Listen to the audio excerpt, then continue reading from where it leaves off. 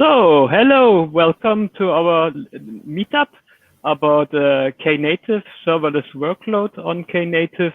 And I would like to welcome our guests, Boyka and Ortwin and Carlos.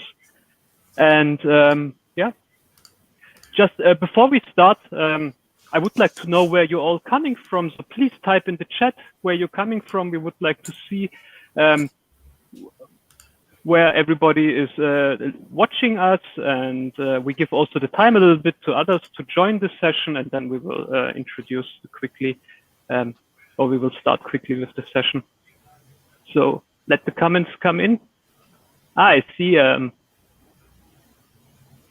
Marcel is already on the start. Hey guys, hey Marcel. Hello. And Florine is on the start. Hello Florine. Oh. Hey. I see from Bulgaria, so Boyka, let me try it. Dobre den, or dobre večer, depending on the time. Dobre večer, so that's really fine. Guten Abend. Oh, hello, Daniel from Germany. And I see Polina from Bulgaria. Dobre večer, Polina.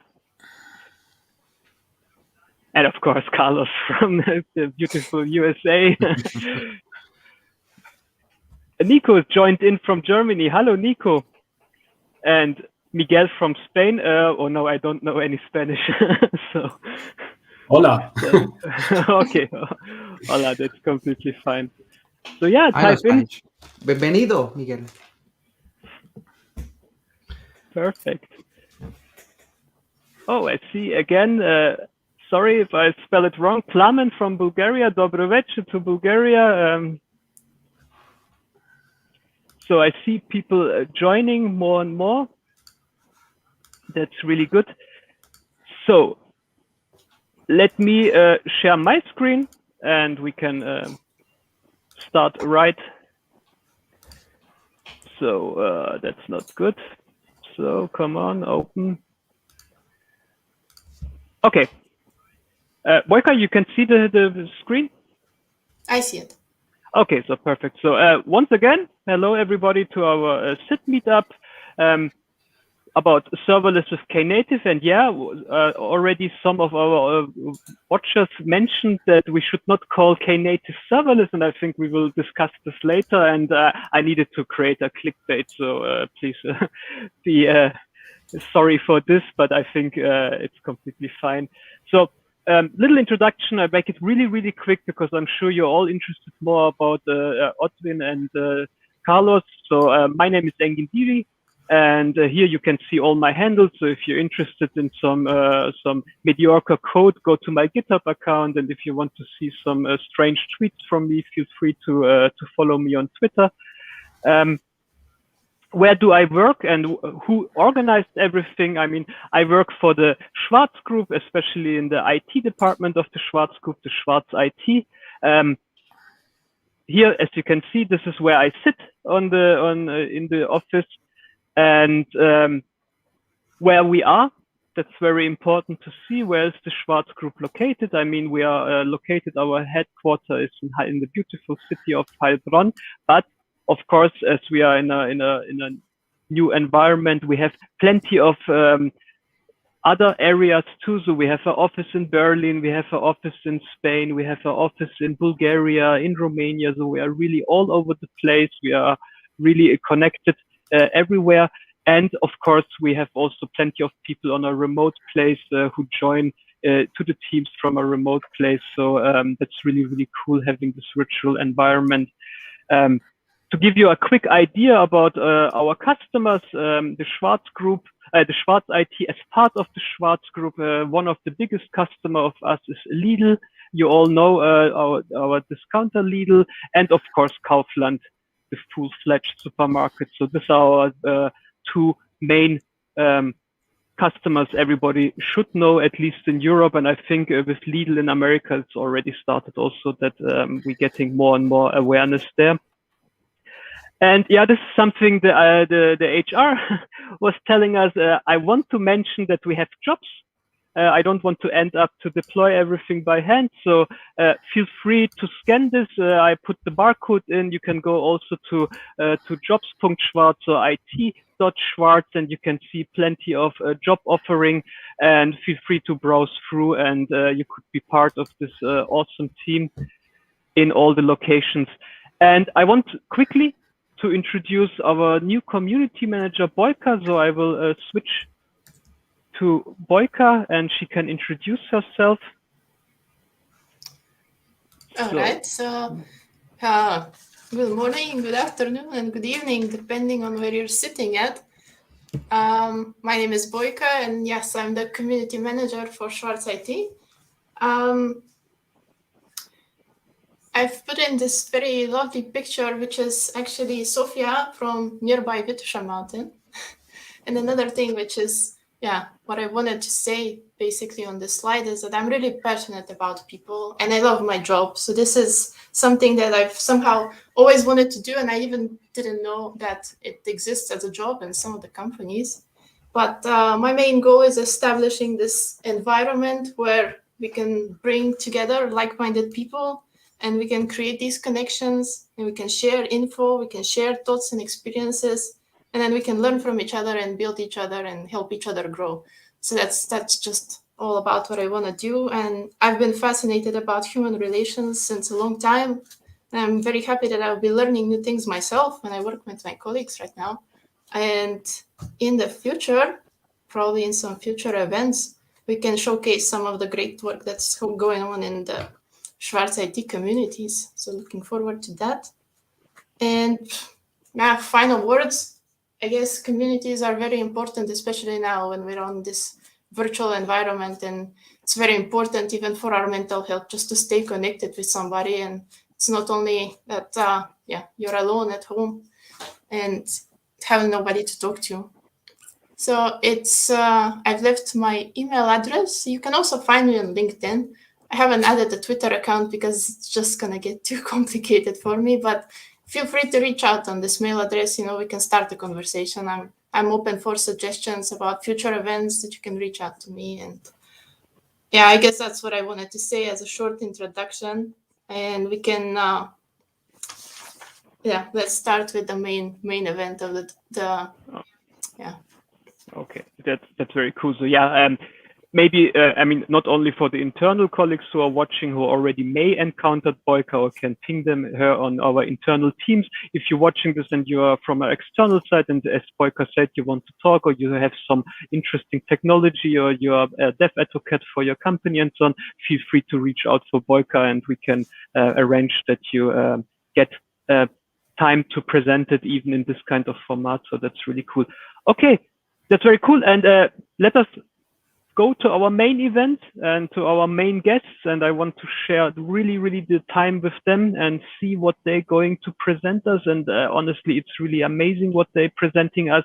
Here to put the theme into one picture to say, okay, we have two persons who really working with Knative, and this is the common glue between them. So we have Carlos from IBM and we have Ortwin from Red Hat, and both of us will talk about Knative. So without any further ado, I would like to give the word directly to Carlos so he can introduce himself and we can listen to his awesome talk.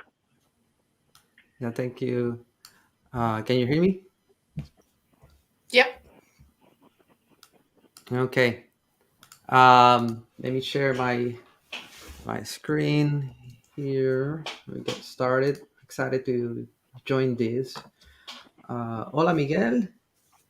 If I can find the button to share my screen, that would be useful. I can use Kubernetes, but not the shared platform. Okay. You see my screen? Oops. Yeah. So just a quick introduction. My name is Carlos Santana. I have two guitars in the house. I cannot play any of them. They're my daughters. So I don't play the guitar if somebody was going to ask that.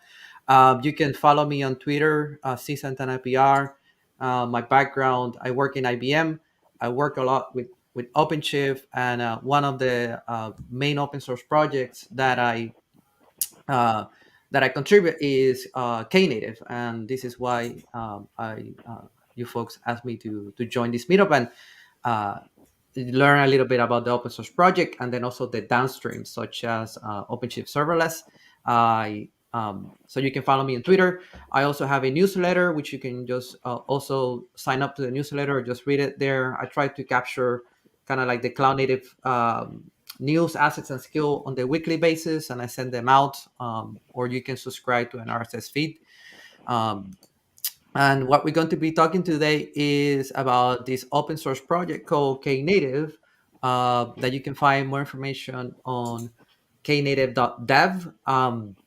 It's a project that started in 2018 by Google, and they invited Red Hat, VMware, SAP, IBM to join the project, and was basically a something to provide a build something in top of Kubernetes or containers, not necessarily Kubernetes implementation with Kubernetes, but the main purpose is Kubernetes. We're providing a platform that you can do, and there's two. If you highlight here, and this is something that you can read on your own, this is the website. We also have case studies that we're starting to build out or publish as we find more people using Knative and building platforms inside their company. So like DeepSea, Outfit 7, and Puppet.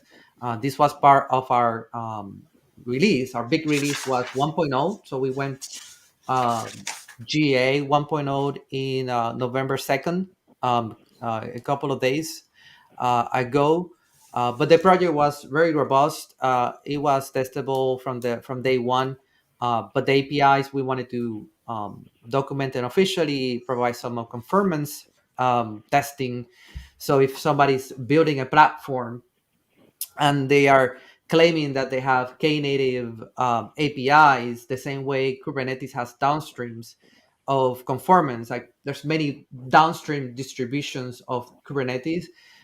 We see that there are going to be many downstreams implementations of Knative. So, for example, Cloud Run or IBM Code Engine, which is a SaaS product to manage containers, OpenShift Serverless, and many more.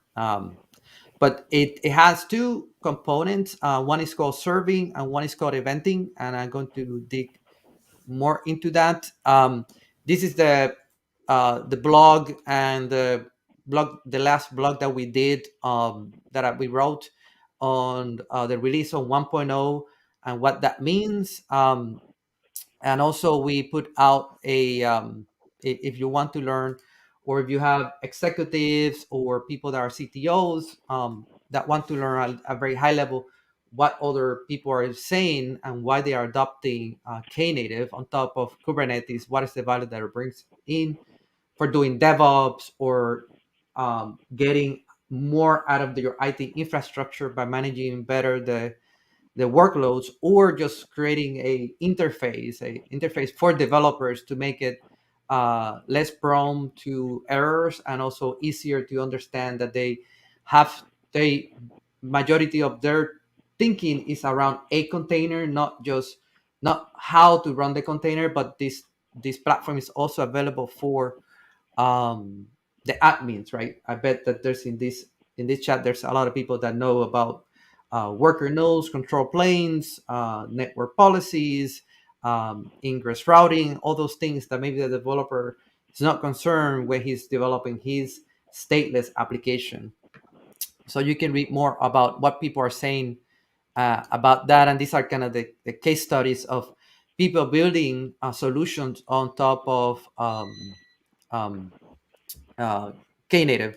For example, Outfit 7 dealing with ads, and then Puppet creating a solution called Relay for DevOps based on Knative. So this is kind of like give you an idea what people are building on top of Knative, not necessarily providing the interface to Knative to the end users. So with that, I did some. These are my slides for today, where we're going to discuss the open source project. Give me a second. Here, I close the door.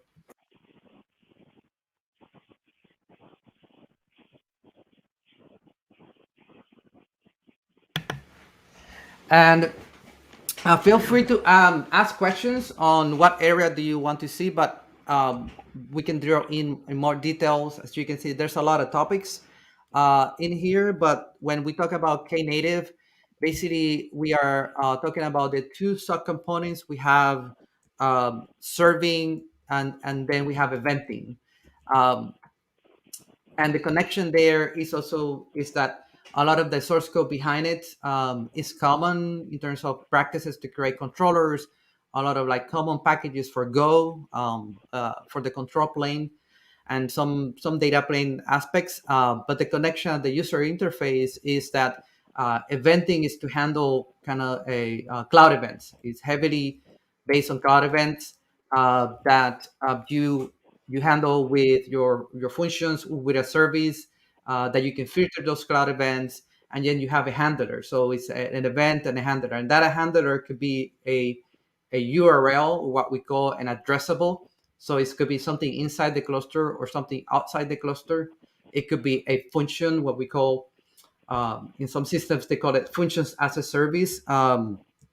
So, or it could be just a plain web API that listens on cloud events on typically on port 80 with a HTTP post. But the good thing is that the connection here is like this handle. It could be, and a lot of people that use eventing and serving together could be a serving, a Knative serving that has a lot of properties, and one of them, not necessarily the most important one, but one of them is scaling to zero, where you have a container that you deploy to the cluster, and it gives you back the URL. So the idea is that if you have code, you have source code.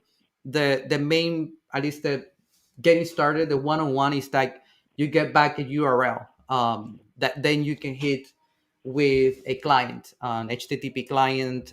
We have different protocols, but and then on demand, if that container wasn't used for a while, it will scale to zero by default. And these are knobs that you can change.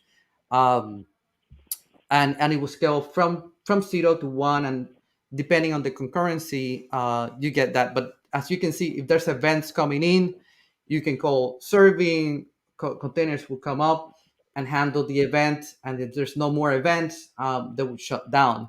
And that's kind of like the event driven architecture approach on doing that. So for today I'm going to concentrate more on serving, and our next guest is going to concentrate more on orchestrating a solution around handling events, right? Also of a kind of a real use case. Are there any questions? I think I saw it pop up.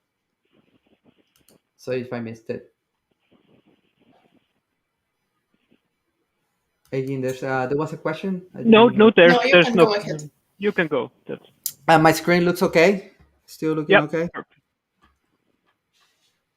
I think I assumed the wrong thing.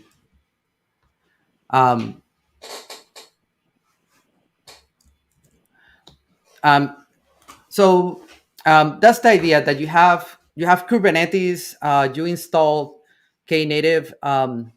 One of the misperception, if you have heard in the Knative before, or you tried Knative, I don't know, like 2 years ago, the project, like I said, it started in 2018.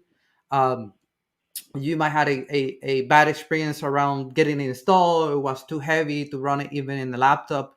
And it was due to we requiring Istio as a requirement. But today we support Istio, but we support other ingress controllers like Contour. We have one that is native to Knative as a reference implementation courier. And we added something. I can show that if you are curious to. We added something in the website that is getting started, that is very easy to get it installed. So you can see like what are the 2 or 3 pods that require to run Knative that are very, very lightweight. And if you use Courier, you don't have to use Istio. Then with a 2 gig cluster, 2 CPUs, you can get it up and running. This is a quick start where we have a CLI that you can install, the KN CLI. And this is, it's like kubectl, but it's like kind of like a sugar to get some of the resources, to handle some of the resources. and print them in a different way. But at the end of the day, they're creating the like I said, like the YAMLs, right? That you can apply kubectl. So you can use kubectl, you can use this quick start, or if you're familiar with GitOps, which I use a lot at the time of staging and production, probably I would use GitOps. So this page, if you go to the quick start, you can run one command called kn quick start kind, and this will create you a kind cluster, and it will take less than 3 minutes if you have a fast connection to download the images, and then just a little kind cluster, and you can start playing with kind. And we have a pull request to add the documentation for kn quick start minikube. So it would like create the minikube image, install the Knative controllers, and then you have minikube up and running. Any questions? No, so far everybody is eagerly listening to you. Okay. I hope that they're not falling asleep. So put something in the chat if you're still awake. So this is something that a lot of people had trouble getting into the Knative. You kick the tires because it was difficult to figure out how to install. So we added this quick starts. Like I just want to have like a kind cluster, a minikube cluster, like type one command. And this was based on some experimentation that I did called conk Knative on Knative, Knative on kind. And to make it a user experience, which we have in the open source project, has an open source license. I didn't mention that it's available on GitHub. This is where you can find the source code of everything here. We have contribution guidelines if you want to get involved. License is present. In here is Apache license 2, and you can get the source code. But in terms of kicking the tires or getting something up and running, we just created like examples to get you up and running with that. Agent gave me a cluster, and this is, you can install this on anything. For example, I mentioned OpenShift. OpenShift has an operator called the OpenShift Serverless. But if you have, like I said, a cluster, then, and maybe you're not using kind or minikube, then these are the instructions, the installing instructions, where you can install serving, you can install eventing, or you can use the operator, a little small operator that then you create a CR. And this is, I choose this method to make it like simpler for people to like get their head around using Knative. And if you're using OpenShift, like I heard that you use OpenShift, then it's the same mechanism of installing using the operator, where you can wrap this operator in a Helm, or in OpenShift, you just click the operator hub and you get it installed. And then you create a resource called the serving resource. So you will create something like this, a resource. I don't know if you can see this. You will create a Knative serving, and then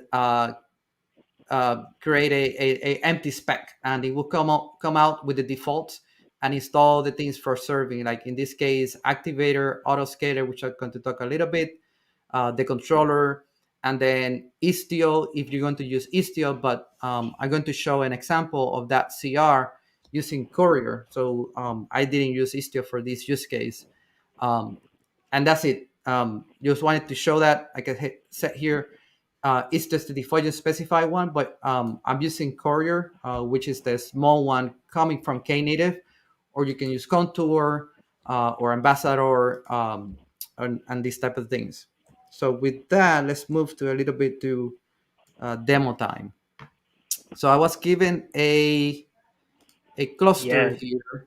That's the plot twist we put here. So everybody who's coming from the Schwarz group, we provided Carlos with a kubeconfig for the SKE. So he's actually installing Knative on our Kubernetes offering. So I'm really looking forward to see this. So that's going to be now awesome. Yeah. So Aiden gave me access to a cluster. I don't know much about the cluster. It's Kubernetes. That's the idea. We want to make these things portable. So if you go to a system that has Knative, then somebody, maybe an admin installed Knative. I don't need to know how it got there. So I got a my screen looking okay, or make it bigger, right? Do you see that?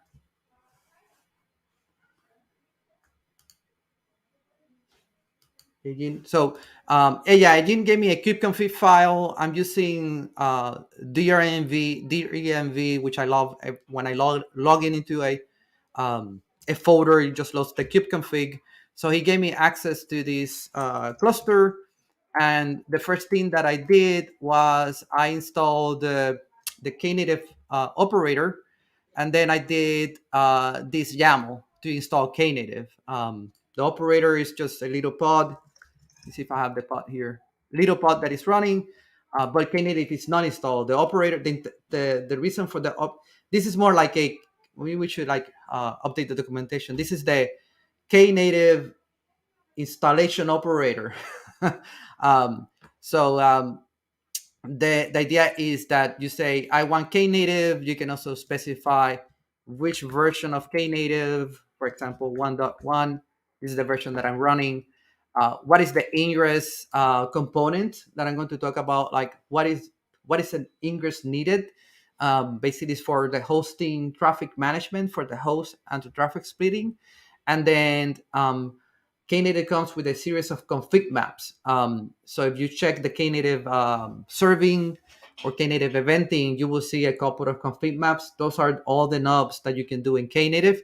By using the operator, we abstract that, so you only need to go to one place to update that config map. So the config dash network config map, the config dash domain, and you follow along. So what I did here was configure, tell Knative saying that we'll be using Courier because I put Courier enable here. And then I said here, I'm going to, one of the benefits of Knative is it, by using this ingress, is automatically I get like host traffic management. So based on the host, I sending the traffic to a certain revision on Knative. Then the next benefit, which I love because I don't like to deal with TLS. I don't know who likes to deal with TLS certificates. For domain names, is I added a HTTP 01 TLS termination. We also support DNS 01. So if you're familiar with those things, maybe you're an IT person, is basically to offer HTTPS, like a TLS termination for with things like Let's Encrypt. So this one is the HTTP 01. It uses Let's Encrypt. And then since this cluster has access to the internet, Knative will figure out how to create a certificate from Let's Encrypt for the host name that I'm going to create. And like magic, because I have auto TLS enabled, when I deploy a container, I'll get back a URL, but that URL have HTTPS. And then I will show the auto create cluster domain claim, which is like, maybe I don't like that domain name. I have my own domain name or a different domain name. So I can just create like a little YAML saying, for this service, I want a different domain name. So just explaining like all it took to install Knative. So that's how I got it installed. I did kubectl apply YAML, and the YAML got installed, and the Knative is installed. So I can do get. This is the resource that I said. It's like, it's true, Knative is installed. So the next thing, let's do a hello world. I think people are anxious to see that. So how difficult? So if you have a container that has a web API, it could be port 80, it could be port 8080. So usually when you're like maybe studying for the CKS or CKA, we use Nginx a lot. So what does it take to have deploy Nginx with Knative?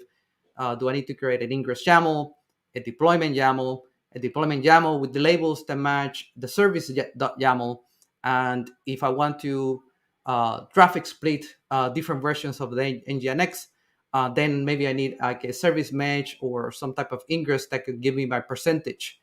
So all that YAML gets reduced to a simple short YAML that I'm going to show in a minute, but using the CLI, usually the way I demo it, because it's easier just to get started for someone that is unfamiliar with Knative, right? So let's run this line. Make sure I don't have anything is already installed. So I have Excalibur. This is an app. Actually, I should delete this. Let's go. I already deployed 2 apps. This one is the one that I'm showing the drawing, right? So I'm hosting the drawing that I'm doing in a Knative service. Kind of like cool, right? And let's create NGINX. So let's run this to see where it works. And NGINX is on port 80, so that's why I need to specify the port. If not, if it's 8080, that'll be the default. So let's deploy it. What this is doing is creating a small YAML that I'm going to show in a minute, applying it, and then Knative is saying, because I did the settings about auto TLS, saying, hey, go to Let's Script and get me back a TLS. I'm going to give you a domain name, which I configure. I have a domain name called conch.dev. So I configured the domain name with conch.dev. And this is the URL. But if you notice, if I do list again, or I just get this is NGINX. This was not going to work. I can run this command if you like the CLI down here. This is the URL, but I just wanted to see if I got back a URL. And notice that for the people that are like geeks like me, the HTTP has an S on it. So that means I can just click there and the browser just opens in here, and voila, automatically I just have a container that is in support 80 and give it to Knative, and I get back a HTTPS auto TLS certificate, and it's valid. So I don't know if in the chat there's any questions. I should see a lot of claps. Nobody's clapping, so I guess people are not that excited. But for the folks that deal with TLS and certificates, they should be clapping with joy.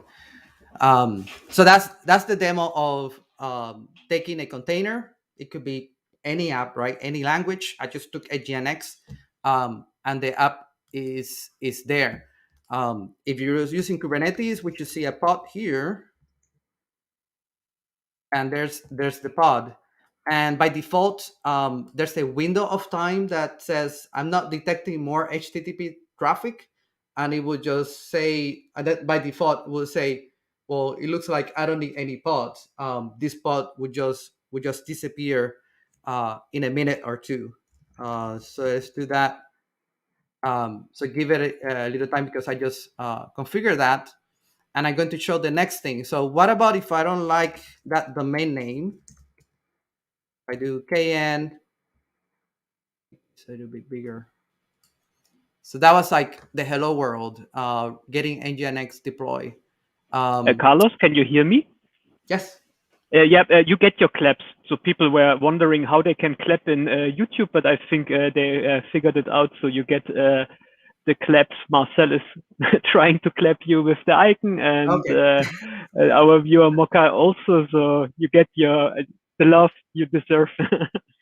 You can type the word clap also in your language of choice, native language. Okay. So if I'm just confirming that everybody's in sync with me, and we don't lose anyone in the middle, right?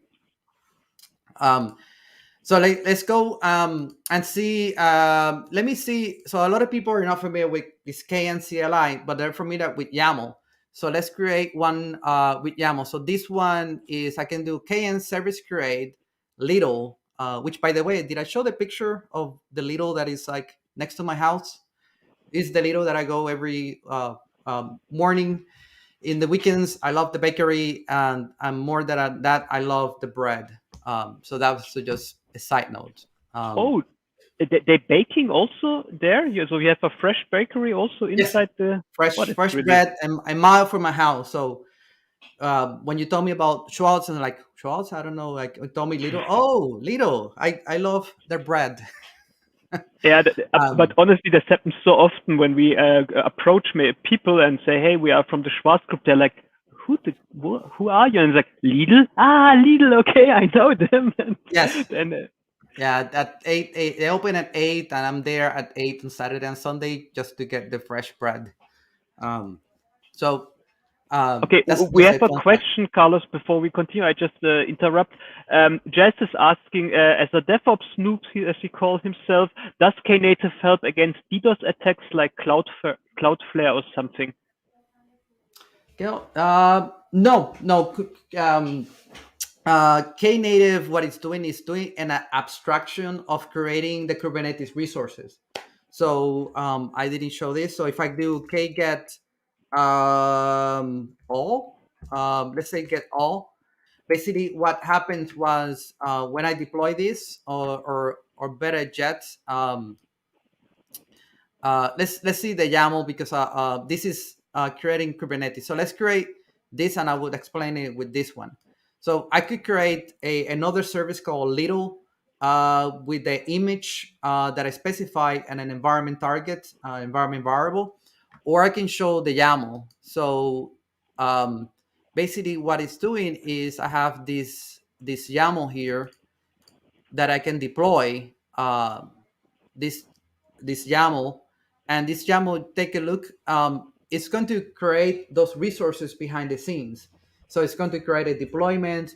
The deployment is going to create a replica set. We create a service, and the ingress is something generic in terms of routing the traffic, but no, like you would still use whatever you use today for Kubernetes. You don't have to change that. So for DDoS attacks and things like that, make sure that you have that in place with just how you use Kubernetes today, or whatever you have in your company that is before Kubernetes. So that was a good question. So let's create this one with YAML. So if we go and create bat hello.yaml, that's the YAML. If you take a look at the YAML, the service, the kind is service, but it's not a Kubernetes service. It's a Knative service, what you call KSV. What is the name of that service? In this case, Little. What is the image? It's just a hello world container image. And then this image prints an environment variable called target. So if I want to deploy with kubectl, what I'm going to do is kubectl apply hello.yaml, and it just deploy the hello.yaml. If I do get pods, and you can configure these to run right away or not. In this case, you see there's no pods, but there's, if I do get all, this is what I'm going to show. I still have a deployment. I have deployments for Little, so I created a deployment, but it's scaled to 0. And then that deployment, like regular Kubernetes, we don't deal with that, right? Kubernetes will create the replica set for that one that I created. And then it will create a route. So this is the route resource from Kubernetes, from Knative, that we configure to say how much percentage of the traffic do you want to send to this revision, which is revision number 1. And I think that's it. So it's creating the Kubernetes resources, but there's no pod. So that's kind of like the thing that feels like magic. If I do get pods, there's nothing in there. If I do kn get service list, I should have a URL. And again, it's HTTPS out of the box, right? So if I do curl, if you're not familiar with curl, this is how we can send an HTTP request to it. And I get back hello from Little bakery, right? We're talking about the bakery. And if I do get pods, then a pod started. So there was something called the activator that is in there, like taking the request, freezing it, and then telling the autoscaler, which is the control plane, hey, we need a pod started. And depending how much workload traffic comes in, depending on the concurrency, you get more pods created. So far, so good. Anyone? You have another question. Yeah. Oh, go ahead. I put it on the screen so you can Are read there it. specific requirements towards ingress controllers as the sample refers those 4 implementations and not Nginx or traffic? So you will put those ingresses if you already have those ingresses in place. Like a lot of people have Kubernetes already deployed and they're using Nginx and traffic. What you're going to configure is a ingress resource that when you see a certain host, send it to the Knative kind of router, you can say, like the router that knows about revisions, because Knative is configuring those things. It's configuring a resource for Contour, a configure for Courier, a resource for Istio. But you can work with another system like Nginx or anything before and just route based on host and make sure that the header host is included into the request. So when it hits Nginx or traffic, and you're going to send it to the service, which we have services here, right? You will send it to the service. There's a service in here that you will create that ingress called Lido, right? You will send it to Lido, the Nginx, and then that request will flow through the Courier, Contour, the things that we configure for you. That also we configure the TLS for you, um, or you want to terminate TLS at the Nginx, you can also do that, terminate over there, and then send the request to this namespace on this service. Like the name is called Lido. And that will hit Courier, and then Courier will see the traffic split. Is it 100% for this revision? Is it 90% and 10% between revisions? And it will do the traffic splitting there, and then hit the right revision in yours. So I only have one revision for Lido, if you can see here. It's kind of a little bit difficult to see, but I have one revision. Let me clear this. I think if I do clear here, if I do kn revision ls, I have one revision for the little one. If I make a change, and that's something that we do in Knative, like immutable aspect of it, you get a new revision. So if you change the configuration, it could be a new environment variable, a new secret volume mount, a new image tag, that will create another revision. And then by default, that new revision will get 100% of the traffic. So that's a good thing. Segue to the next topic before we run out of time. Any questions on that one? If not, I'll move to the next topic, which is also related to that, is traffic splitting. So these are the things that I did for TLS. So let's say that we have a hello example here. People talk about the concurrency. So in this case, I'm going to create a new service with the concurrency of one. Like I only want one request. This is also similar to things like functions as a service. Like every request should be processed at once. So we have some buffering there, some queuing that makes sure that we only hit that service one request at a time. It could be 3 requests. And then I also put here, like, do not give me more than 3 pods, right? So try to make it sure that you don't go beyond the 3 pods. And then this window scale is to make it easier for demos to scale to 0 in 10 seconds. Like that's the window of like evaluation of that it has. But all these are knobs that you can change. What you see when you get started are just the defaults. So if we run this, see if we can create the hello world, the hello service. This will create that. If I go and do service hello, that's the URL. Notice that it doesn't have HTTPS. I believe that it takes 1 or 2 seconds to talk to Let's Encrypt. We create the certificates and it comes back. Let's Encrypt validates that it can reach that domain name and then give us back the certificate. So if we run it again, we should have the S, it in a minute or two. But I don't need the S right now because it's accessible from HTTP. So let's set the URL to the URL that we get back. I really don't care if it's S or not.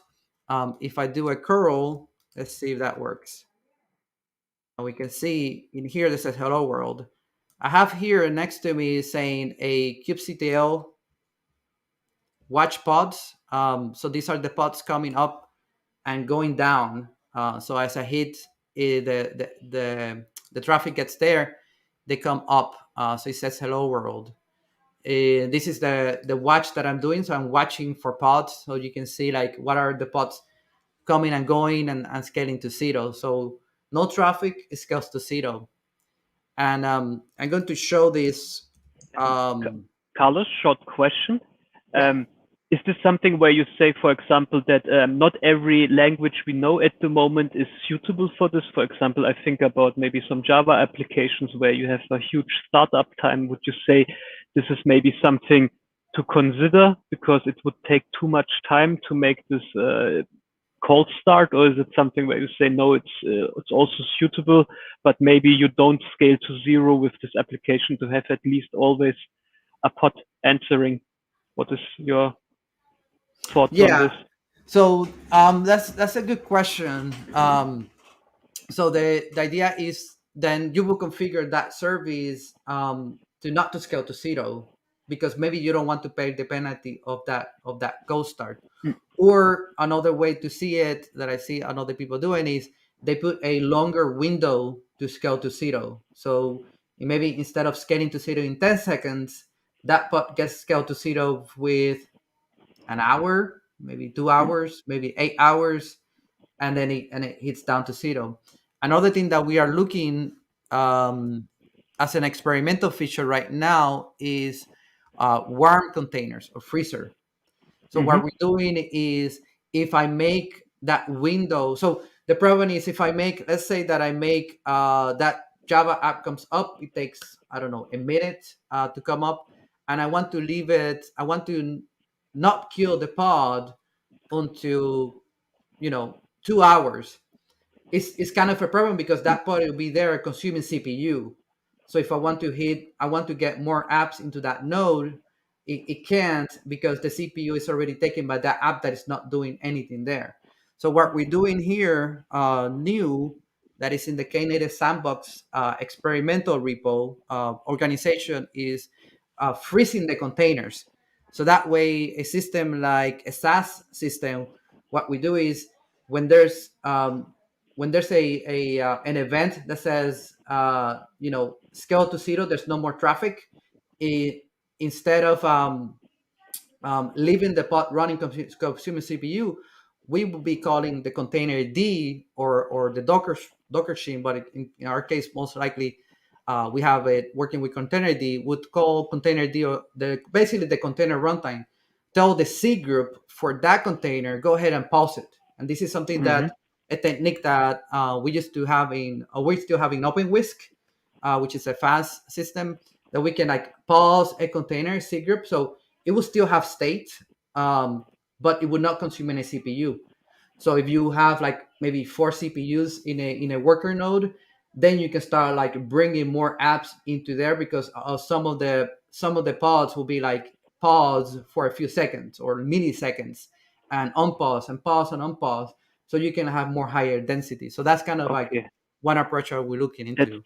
That's really cool. But there is not at the moment some idea to say, okay, we have some kind of behavioral analytics to say, okay, this shutdown window is all the time dynamic on the usage. We learned, something like you feed everything to some kind of machine learning system, and then the system knows from past usage how long to keep this window open. Is this something in the plan, or is it now completely off? No, so people are doing that on their own. Remember that Kubernetes is an open API. People extend it. Knative would be the same thing. People can do heuristics, right? Like and dynamically change the serving knobs. So that's why we tell if we put everything on core, then nothing is extended. And then that becomes a problem for the open source project, right? The same thing as Kubernetes. We put everything about scheduling or descheduling in the kubelet or the Kubernetes core, right? Then people cannot innovate of like doing things differently. What is the machine model that you want to do? Are you going to do it based on SRE? Are you going to be a chargeback? These people in this organization, they need to pay more. These other people, they have to pay less. This region needs to be hot. This region needs to be cold. So all those things take into account, right? Because we cannot cover all those use cases. But you're correct. Taking things, data from Prometheus, right? Analytics data or metrics data, and then feeding that into a AI system to predict what is going to be the next workload, right? The easy one would be like next week will be Black Friday here in the US. Thanksgiving. So probably we don't need an AI to tell us like you should like have more pods, mean scale, right? Higher. But you get the idea. That's a good question. Okay. Cool. Thanks a lot. Yeah. So the thing before we run out of time, I don't know if people have questions or they're still lost, but I was going to show tagging, like dark launching. A lot of people think like, what is the percentage useful, right? If it's 100% and I go to the next version, it's 100%. I really don't see that. And for people that are doing SRE type of role or IT operations, that's very important because you don't want to go from 0% to 100% right away. So we have also a knob that we can put. Like I said, it's an extension, but we have one implementation that is duration that we can say in 3 hours, start gradually going for the new service that we're going to roll out on this region. Gradually in 3 hours, go from 0 to 100%. And you can put that knob in there, that configuration in Knative, and Knative will start like sending traffic step by step within those 3 hours and watching that there's no errors, right? There's no 500s. There's watching the returns of that new traffic until eventually it goes to 100%. Or you can have dark launch, which I'm going to show here. So when I deploy, if I want to have that service and I want to have it like a revision name, hello v1, and that version of the application says hello world from v1, I can do this and I'm going to use the CLI again, like but you can do it with YAML and you can do it from GitOps. At the end of the day, we benefit from using the Kubernetes API. So this is deploy, and I can hit it now, and now it says hello world v1, but it's the same URL. What about if I want to create a new revision? So if I do an revision ls, I should see hello v1 is 100%, and that's the latest version. But now I have a new version. Let's say that we have a better version and I want to set it to 25%, but leave v1 at 75%. And again, this is something that I'm doing manually here, but in production, you will have automation, right? To see the Prometheus metrics and the SRE graphs to see there's no errors and it's okay to promote. So if we run this again, now I have the service with 2 tags or 2 revisions. Let me say tags is something else. Hello v2. So if I do kn, I do describe hello. I think this is a better command. So it's like similar as kubectl describe. So now if you look at the bottom, that you saw that the hello.yaml only had the section that says the container. You can also put a section that says the traffic splitting, and it will look like this. Do you see this? Tell me if you can see this. Oh, that's bad. It says that the old version gets 75%, the new version, because I'm not sure, will get 25%. So I'm traffic splitting the service just with this little snippet of YAML or the CLI. So if I want to curl that URL, right? I want to curl that URL. The single URL will start saying v2 v1, v2 v1, and v1 will get more traffic than v2 because I'm not sure, right, how things are going, maybe getting feedback from the system, from the operations team, and you see more V1s than V2, so it's working 75, 25%. I don't see any claps. No more claps. Clapping this. Yeah, people are just blown away from it, so Okay. we have to give them the chance to digest There's all a the KN knowledge. clap. Actually, that's a good idea for a demo. I'll implement a KN clap. Have a bot Yeah. go to YouTube. Anyway, so and just telling a story about SR. If somebody does SRE, can relate to this, right? How do we deploy stuff from production? If you're a developer, maybe this is insights like, oh my god, this is how people deploy my app. So let's say that we have actually you have to clap for V3. So this is very cool. So let's say that we have version 3, and version 3, I don't want to like release it to anyone yet, but I want to install it into the system, like install it or deploy it. But I don't want the URL to hit it yet. So it's going to be dark launch. It's going to be with 0% and keep the other ones 25 and 75. So, but this one is going to be 0% traffic. So let's deploy this one. Again, a little bit of snippet of YAML. If we do the KN describe, you will see that there's a section that says 75% V1, 25% V2, and then the new one, which is the special one, maybe has the related something with bakery. It's dark launch. It's not accessible through the regular URL, right? Through this one.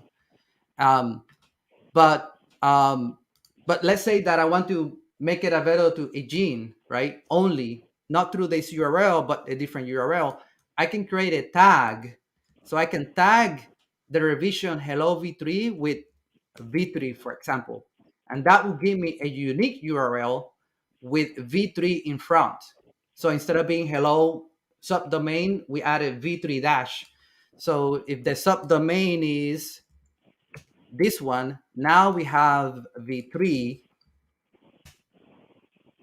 and it should come back with hello, you have to clap for v3. So only the people that has this URL now can access it.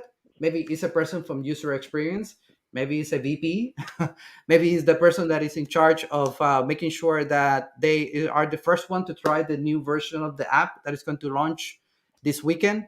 And they or more practical, we want to do testing, right? We want to do testing in production, but we don't need to have that many worker nodes because this is going to scale up or scale out based on concurrency.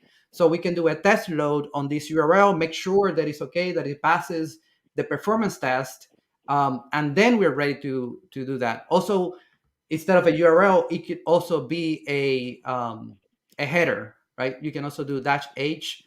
This is new that we added recently. So instead of having in the URL, we can just, if it has the header serving tag v3 hello for the revision, then it will go to that revision. I'm going to skip that for now because of time. But then we are ready to say that the latest version, we're ready for production, and we set it latest is whatever, it's v3, or we can say v3, give it 100%.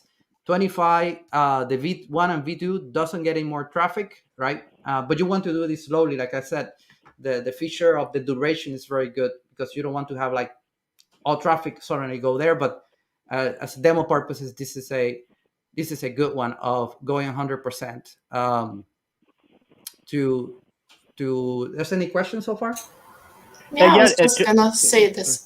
So Yeah. you have another one, I'll show it here. So it says, that looks really flexible. I guess you can easily set up Knative for blue green deployment. That's what I'm doing here. V1 is blue and V2 is green. So I'm switching which one do I want, but by percentages, right? Not like a typical Kubernetes having. In Kubernetes, what would you do, right? You will have two deployments, called one blue and one green. Knative is handling the deployments for you. There's a bunch of deployments and services, but the interface that we're giving is like, this is the traffic splitting that we want to do. We handle the TLS termination. We handle the domain name. But at the end of the day, you can either do this manually with Kubernetes or just an abstraction to create the Kubernetes resources. Let me see. And I think that's it. I was going to say that You can also tag the old version. So if somebody wants to still access the old version, they can tag the V1 and you get a unique URL to V1. Let me go back. So you can update with this. And then you will have the three with the right tag, and then all of them are accessible at the same time, but you don't need 3 times the worker nodes, right? Or scaling down, scaling up. They're available but resident. So that's something that you also is useful, maybe through testing and DevOps and dev sandboxes, that you can give somebody a dev sandbox and you don't have to give them that many worker nodes, and they can scale to 0, your Java app. And maybe in production, that Java app doesn't scale to 0, it scales to 1 because you need more replicas. So with that, I think I took a lot of time just to talk about serving, and I'll give time to the next guest to talk about eventing, which I'm also excited about, handling events like uploading something to S3 and then my function runs and send a message to Slack. But Gino would show how do you get this technology through a production graded offering. I'll take maybe one question and then move on. What do you think? Yeah, we give the people, so type in the questions. I mean, Carlos can answer the question now. And I would like also to mention for everybody who's watching us that you are quite active on Twitter. So please follow Carlos. He's also doing every time, I think on Friday, AMA with Knative. So you can join him on a Twitter space. Yep. Last time he was part of the TGIK with Joe Beda and presented also the Knative part, if I'm not wrong. It was really interesting too. So I think it's not. I would say you are one of the accounts you should definitely follow on Twitter. And if you are a Knative addict, then of course you already encountered Carlos. So yeah, my concurrency is not a request. My concurrency is followers. So I'll scale out with followers. Oh, we have a question here. Then I blend them in. So what is the observability story here? Technical metrics are handled by Knative itself, but what about the business metrics? Would you scrape the pods like without Knative? Yes. So everything that is applicable to Kubernetes is applicable to Knative. The only thing that I would say, and we have a good observability with OpenTelemetry. Better story, I guess, in eventing, where there's cloud events hitting many functions, and from the beginning, so you get OpenTelemetry from the control plane, and then this pod, if you notice, it has 2 containers. One is the queue proxy and one is the user container. From the user proxy, we get metrics of like how many requests each this pod is getting, those type of things. But for business metrics, I would say that when you scrape that pod makes scale to 0, and like Prometheus goes to scrape it and it's already gone. It's going to scrape the other one, it's gone, right? So that's the problem I think Andreas is showing. So we have a repo called monitoring in the Knative sandbox repo, where you can load a Prometheus Grafana. And the idea is that if you're going to do business metrics, do the push. So instrument your app to push to Prometheus or push to OpenTelemetry your metrics instead of doing scraping. And that way OpenTelemetry can get those metrics pushed by your pod, or your business metrics pushed instead of being scraped. So that's the only thing. And I think Andreas is on the SRE team, which deals with metrics. And that'll be the caveat. Don't try to scrape, because the pods will go to 0 in that case. But configure your pods to push the metrics to something like OpenTelemetry that can convert to something else, or just push to the Prometheus gateway. Good question. Okay. Good question. Perfect. So again, if any questions, contact Carlos on Twitter, and I'm sure you can discuss this everything. But I would like to welcome also our next guest, Ortwin. And Ortwin, feel free to introduce yourself and go on with your presentation. I'm eagerly waiting for it. Sure. Thank you, Engin.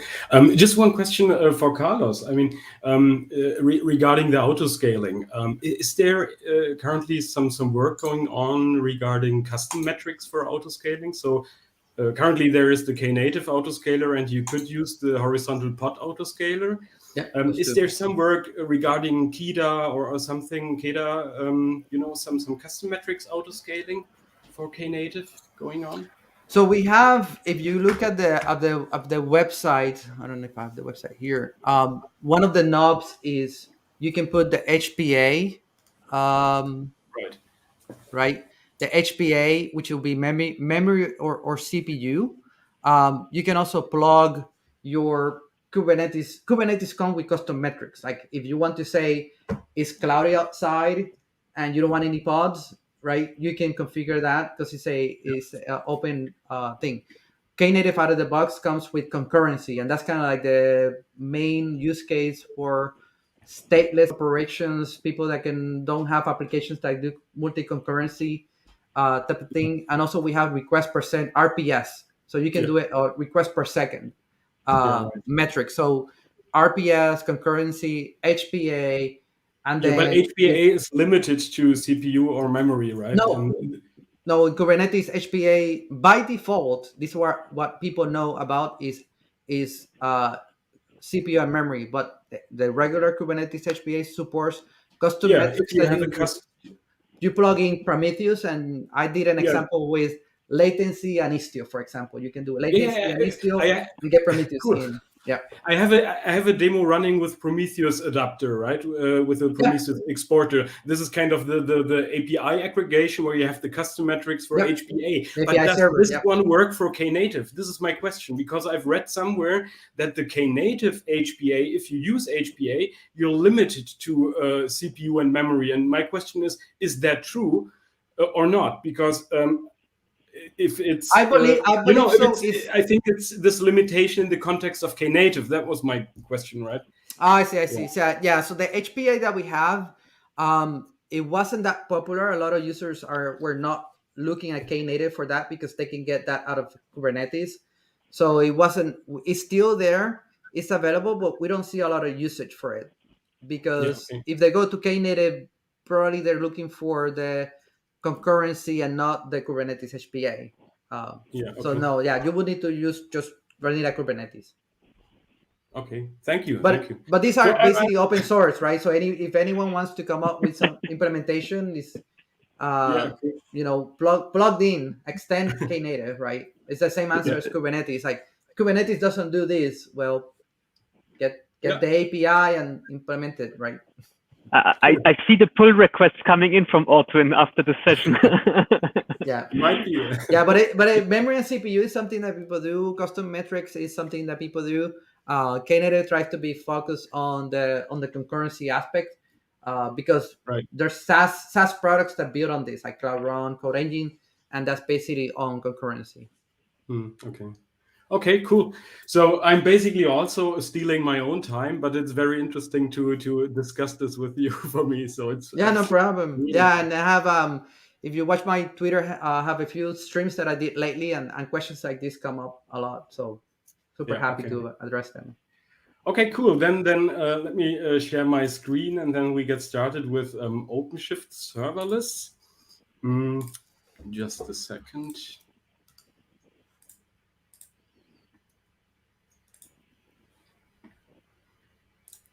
And you should be able to see something, at least very soon.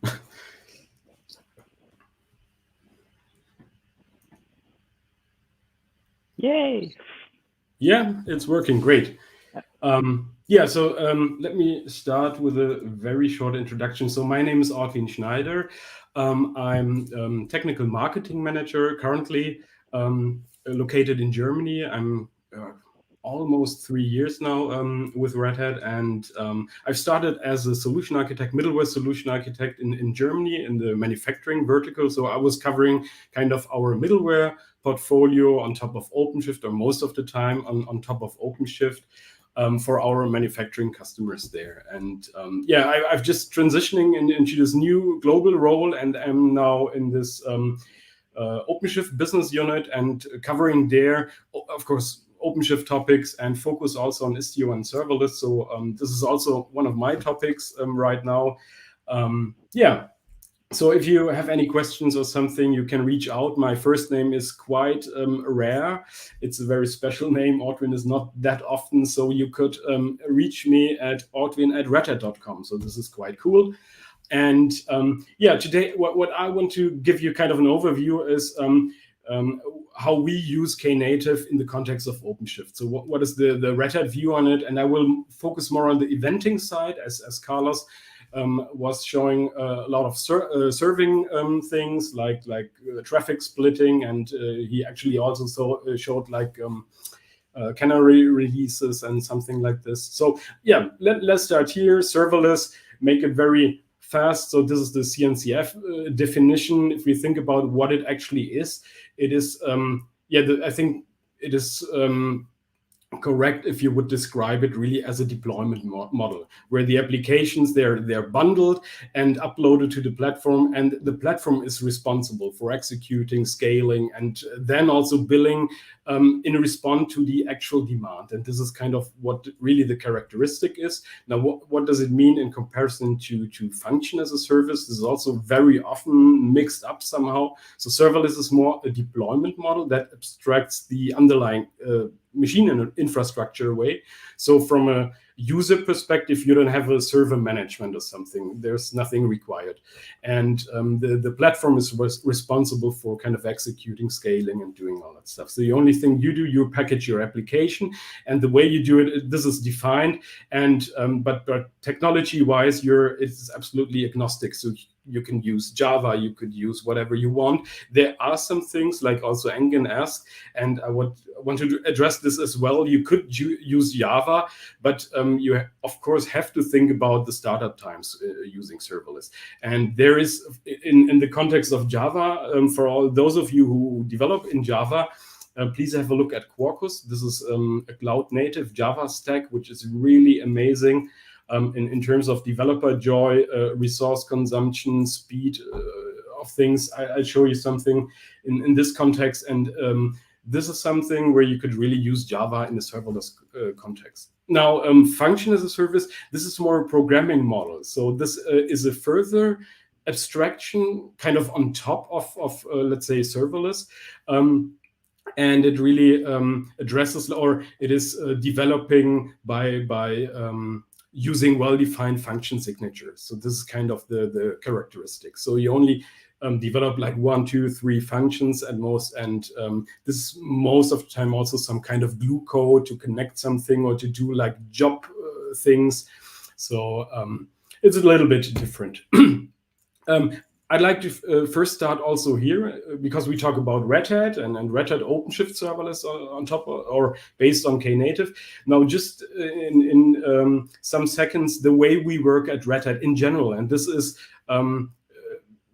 affecting all the all the products we build. So there are a lot of upstream projects out there. If you look at GitHub, like Kubernetes and the complete CNCF ecosystem and so on. So there are a lot of stuff out there. And from the Red Hat side, we kind of pick the upstream projects where we want to participate, where we contribute, where we think they are relevant for customers, for the market, and it makes sense to contribute there. So we're picking the project like Kubernetes and so on. And then next step is we integrate it. So we create upstream projects out of these individual ones. So just as an example, OpenShift consists of Kubernetes plus etcd plus Prometheus, So there are over 200 upstream projects which are integrated into OpenShift, right? And this is really a huge effort. And then you have all the innovation in there, because this is upstream, all the latest and greatest features in there. And now the thing is, we need to make it enterprise ready. So we have to stabilize it.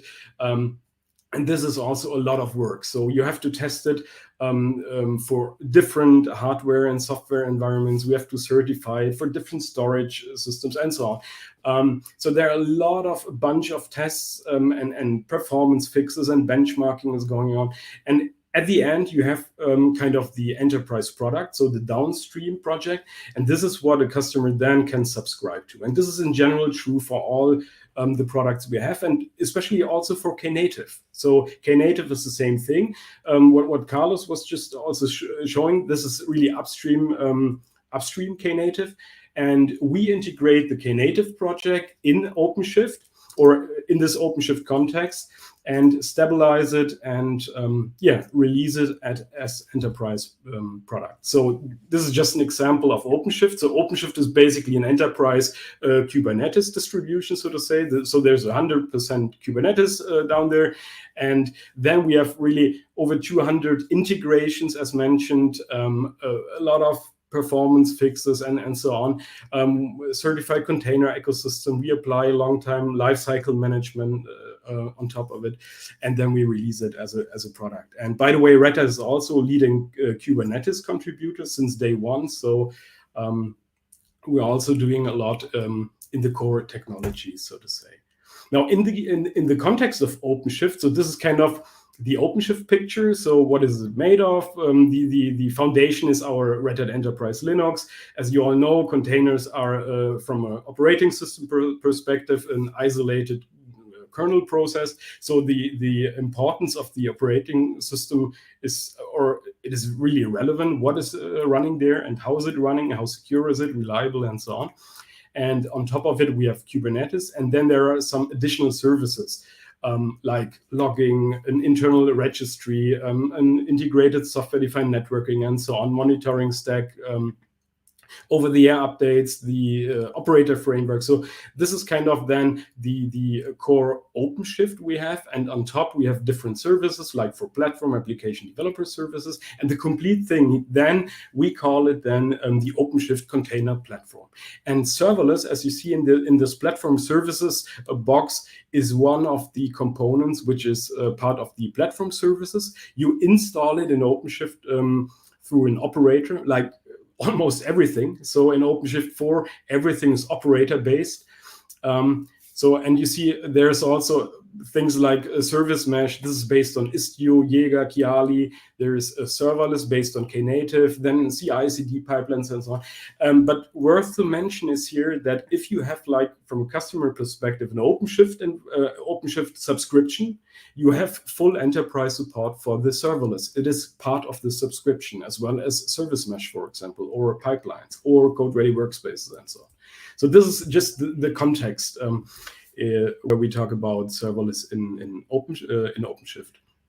Now, the general pattern of serverless is quite easy. I mean, we all know that we have different types of events, but by nature, every kind of serverless application is kind of an event driven application.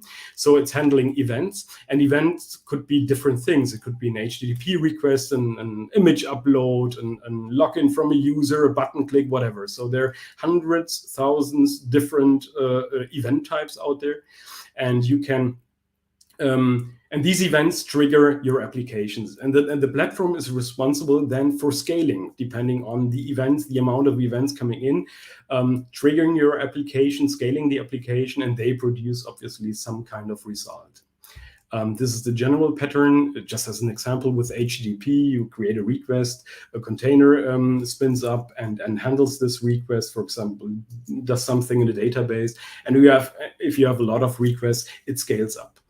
And the same is true also for async or messaging-based communication, for example, for Kafka messages. Same architecture, same way the serverless pattern works.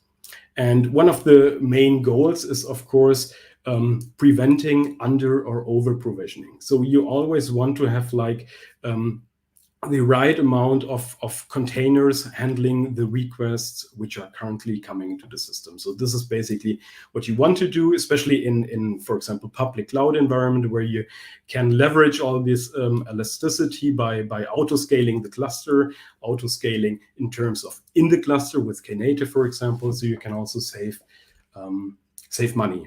And OpenShift Serverless, as mentioned, is kind of our productized version of Knative, and it consists, as mentioned, there are the 3 pillars. There's serving, eventing, and there's also functions.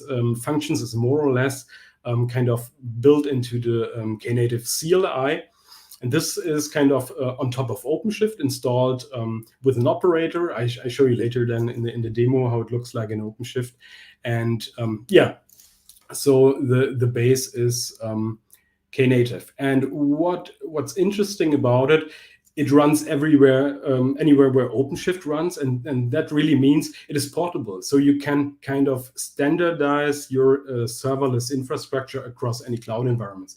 If you have OpenShift environments on premises, you have some in Azure, AWS, and so on. So you can, first of all, manage them with something like an advanced cluster manager, and you can also port your serverless workloads and your configurations and so on across the clusters very easily. So this is, yeah. Short question, Ortwin. Yeah. So we have with OpenShift Serverless, we have this category functions dedicated. So it's not like in the upstream Knative that we have the serving and the eventing part, but you as Red Hat and OpenShift have this own category called functions. Or how can I understand this in relation to the underlying engine Knative? Yeah, functions is basically, it is a Knative CLI plugin. And what we do, we productize this part of this plugin, basically. Okay, then makes sense. I show you later also a sample of Knative functions then. Yeah, but it's also, I know Carlos might know the answer. The official Knative function plugin is, I think, also in the Knative sandbox or something, right? Yeah. Can you hear me? Yeah. I was confused because we used to have a OpenShift Functions that was 4 years ago based on OpenWhisk. Right. So I was going like, why he's asking about OpenWhisk? That's old.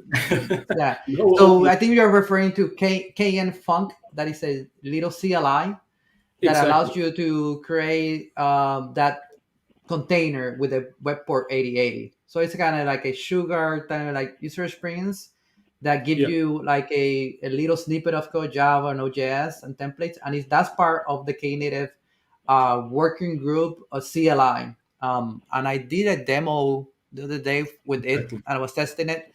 But it's like, we call it functions because the code that you see, you don't see the web server. You just see like a function that goes inside the web server. But there's a web server.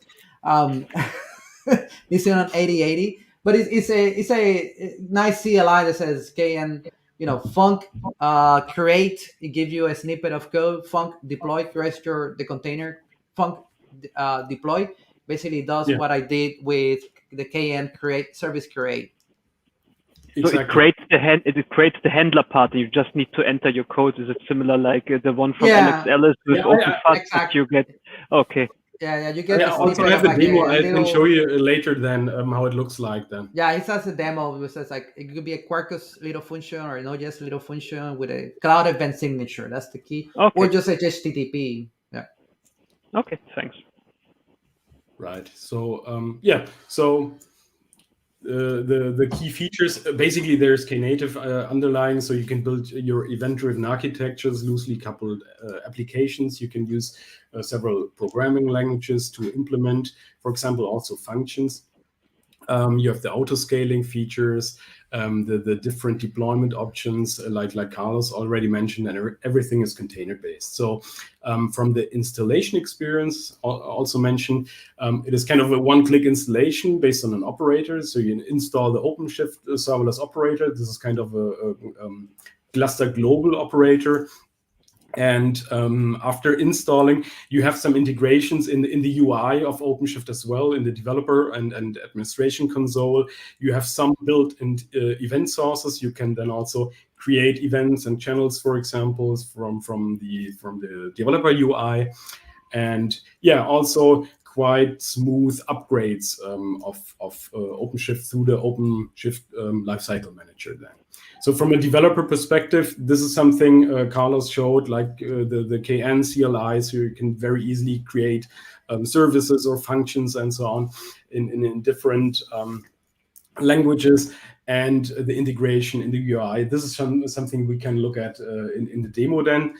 From the admin side, there are some dashboards and monitoring integrated for OpenShift Serverless. So you can also use it for or with your cost operator in this context to see, okay, what does this specific service costs per month and so on. Yeah. So you have over-the-air updates, monitoring, metering, logging is integrated as well. And yeah, this is something I've mentioned, the dashboards integrated in the OpenShift UI. We can have a look there. And also some other integrations with OpenShift Service Mesh, especially if you want to have more detailed or fine-grained, let's say, deployment options, like or mirroring traffic and all the nice features you can do with Service Mesh, circuit breaking, etc. So there's an integration. There's native integration with Service Mesh without the courier gateway. So you could directly go over the Istio Envoy ingress and use also serverless in the mesh context. And then there is also support for JWT auth and custom domains, TLS for custom domains and so on. And also integration with pipelines. And some of the customers, for example, they use it, they react on certain events and trigger Tecton pipelines, for example. So there are some integrations to other products in the context of Red Hat and OpenShift as well. And yeah, so this is something I think I will really fly over the slides. Short question, Ortwin. Is this something which is in the OKD also included for everybody who has not an enterprise OpenShift maybe running? Is Red Hat serverless also open source? I mean, in terms of usage. To be honest, I the last time I had a look at OKD, this is some time ago, so not 100% sure, but it should be. So OKD is let's say 100% upstream OpenShift, and it should definitely be in there. So I would say yes. Yeah. Okay. Thanks. Yeah, serving, I think this one we can skip. Carlos showed a lot about serving. It is about really scaling and auto-scaling, scale to zero, and handling different revisions, routing to different revisions, and so on. So this is something we have seen already, and also the concept and the pieces of what serving is made of. So let's jump to eventing. And eventing is in general about really universal subscription delivery and handling of cloud events. So you can really summarize it like this. So the core are kind of cloud events. This is a standard and CNCF standard. And so we have to transport cloud events. There are different channels you can use in Knative. This is something like a messaging channel, a broker, so to say. So you have in-memory channels. You can use Apache Kafka if you want to persist, for example, cloud events, and you have like high throughput and so on. So this is a great option to use Kafka for backing up your channels, or you could use Google PubSub or something. And in general, routing of events from are always from sources to sinks or to addressables. So source is very often an adapter for a certain, let's say, technology. So it monitors, for example, GitHub for certain events and transforms a custom event into a cloud event. So this is in general the job of a source, event source, and it specifies a sink where to send these cloud events. And a sink could be, for example, a Knative service. So this is one of the concepts in eventing. Event sources, as mentioned, they are declared as custom resources. They are also evaluated then by an operator, and they could be push or pull based. And converting, this is really the core function, converting custom events to cloud events and send it somewhere. And the built-in sources, they with Knative is a ping source, API server source, sync binding container source, and there's a lot more. And especially in the Red Hat context with Apache Camel, and I'll come to this a little bit later, we can use almost every Camel components we have as event sources also for Knative. And this is really, really, really cool because then you can kind of, I think Apache Camel has over 300 components, so you can kind of integrate really every system and inject cloud events from everywhere. Yeah, so ping source, I don't think we have to go too deep here. I'll show you something like a ping source or an API server source later then. And then you have different ways in eventing how to connect sources and sinks. So this is the first one. The simplest way is you have one event source and you sync it directly, for example, into a Knative service. This is there's no queuing in between, there is no pub sub or anything. So there's just point to point, one source and one sink, no filtering. The first option. Then you could go with channels and subscriptions. So you have like multiple consumers of these events. So you can emit your events to a channel, and then you have subscriptions and the addressable, so multiple things. So this is a very typical pub sub scenario. There is no filtering in there. So, and you have like different channel types you can use. So the channel could be backed with Kafka, for example, and so on. And then there is the broker and trigger option. So this is kind of an eventing mesh for events, and you can feed them with different event types. So here to mention, in a channel you can only feed like the same type of events, and the broker you can kind of have different event sources and feed different type of events there. And for the things you configure a trigger which acts as a filter. So you say you're interested in events of type of a certain type of certain attributes. You can basically just filter and connect from broker to things. And there's also a little bit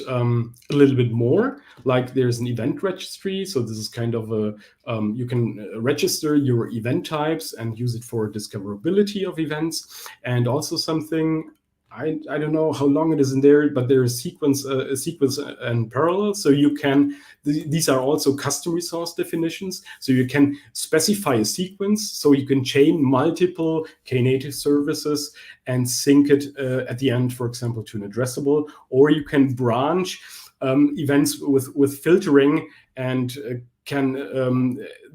with this way you can implement things like conditional processing and so on. So this is also part of Knative eventing, and I would say let us just start playing a little bit around with Knative eventing. And therefore, first of all, I shouldn't forget, whenever I do a demo, I have to put on my hat. Hopefully it helps and the system is working at all. So yeah, okay, let us start here. So this is an OpenShift 4.8 environment. This is kind of my private play around cluster. It's running on Hetzner Cloud in Germany. And yeah, so what I've done, I've already installed the operator. Normally the way it works is you go to the operator hub, and from here you can filter and search operators. This is kind of the catalog where you can search and install operators from, and we can search for serverless. And you see there's the Red Hat OpenShift Serverless operator. You select it, click install, and the operator will then be installed.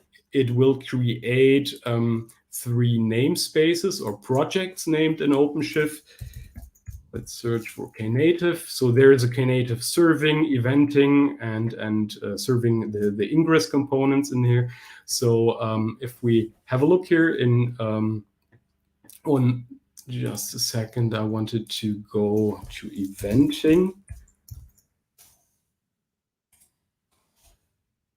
So, and installed operators. So we should see there's the Red Hat OpenShift Serverless operator installed, and you also see it introduces 3 custom resource definitions, which is Knative serving, eventing, and a Knative Kafka.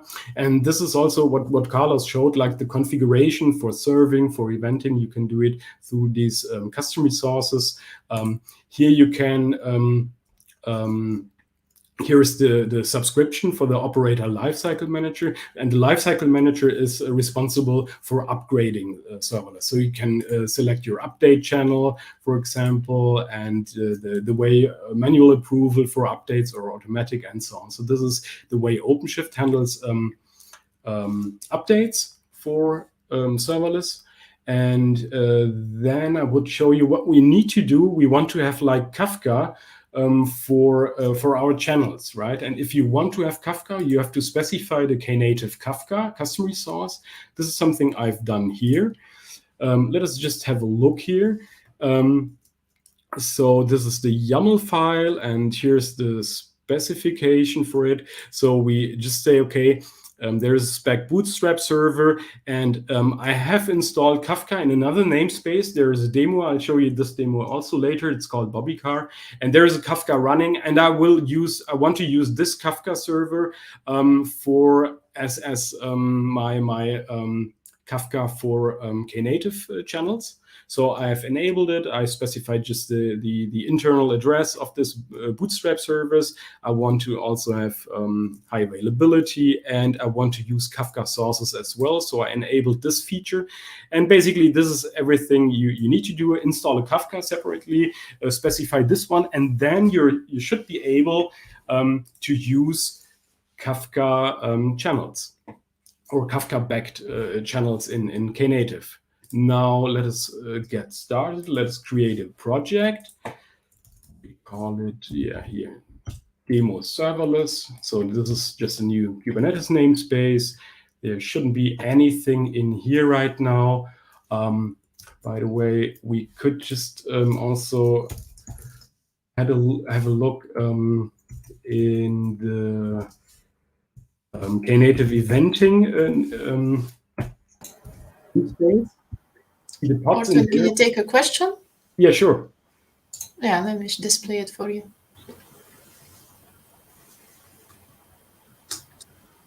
I only have one screen. Sorry, I don't see the question. Sorry. It says it's by Nico, and it's off topic. Are you guys really deploying to Hetzner cloud, or are you using bare metal? No, this is my personal setup in Hetzner. So this is kind of one root server. I've installed a virtualization there, and this OpenShift cluster is kind of running in 3 VMs. So it's a 3-node cluster running on one physical machine, basically. But this is just my personal playing setup here. Okay, thanks. Yeah.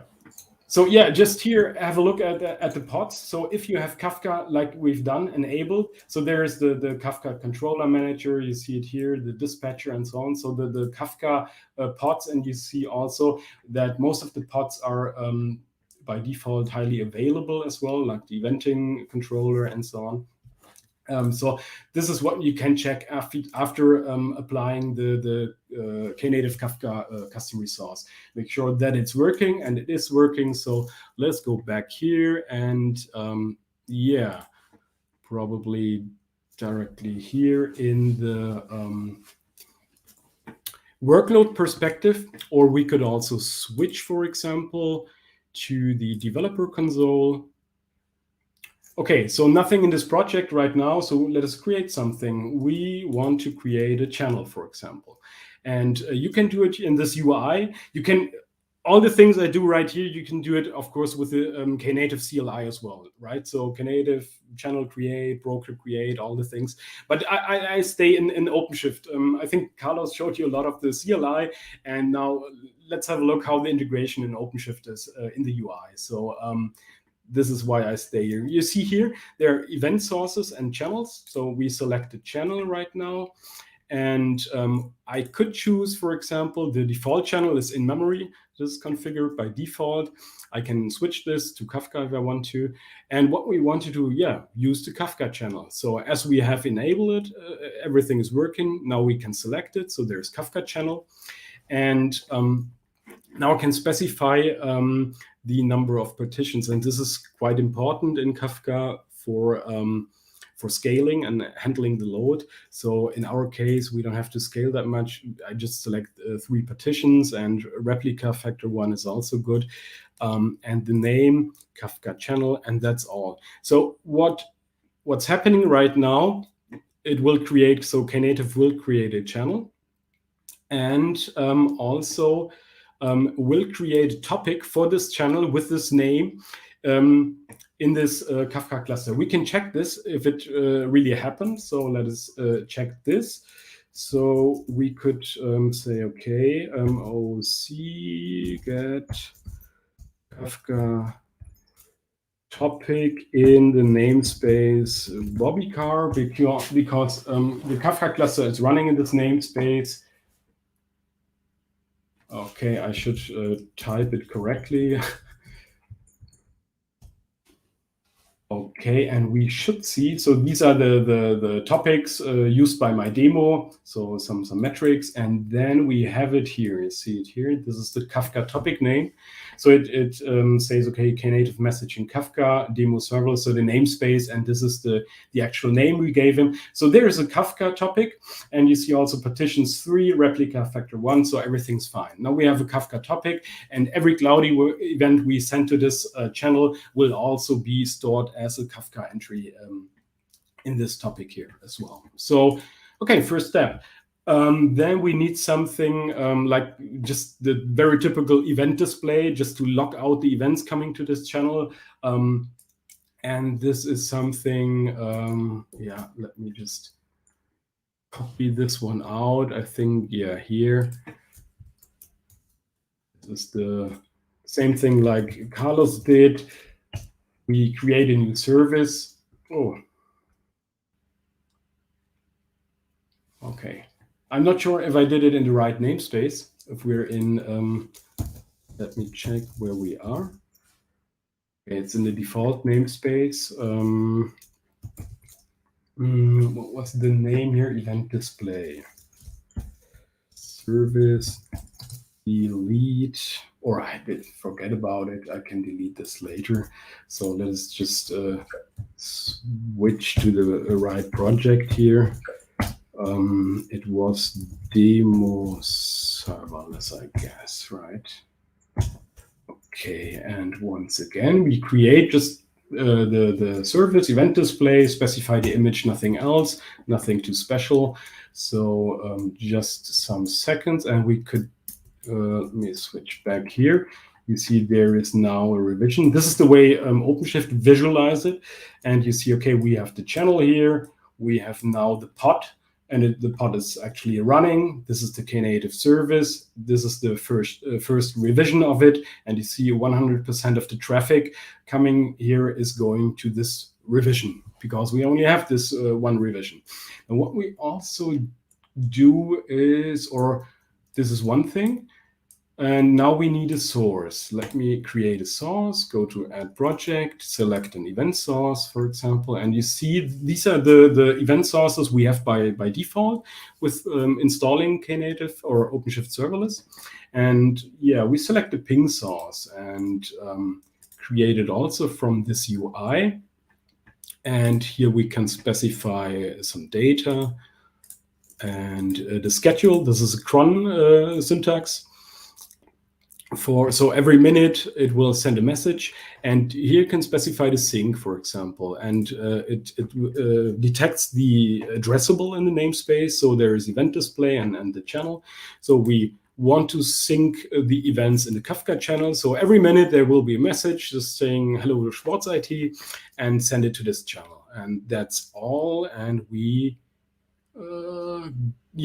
have to give them a name, ping source. That's all. Create this one. And that's here, and you see the ping source, and you see also the line. So it is connected. It will send data to this Kafka channel, In the meantime, our display service will scale to 0 right now. And what we can do, we need now a subscription here, right? So to send or to handle the data from here, we need a subscription. We can do it here visually by selecting this channel and just drag and drop it here and add the subscription. And that's it. So now when the next time a ping source will send a message, it will trigger this application. This will scale up and just logs out the event. And you see it is scaling up. So let us select this one here and have a look at the logs of the pod. And you see this is kind of the cloud event. And these are the kind of the headers of the cloud event. But I don't see the message. So there's something wrong with the data. Let us have a look there very shortly.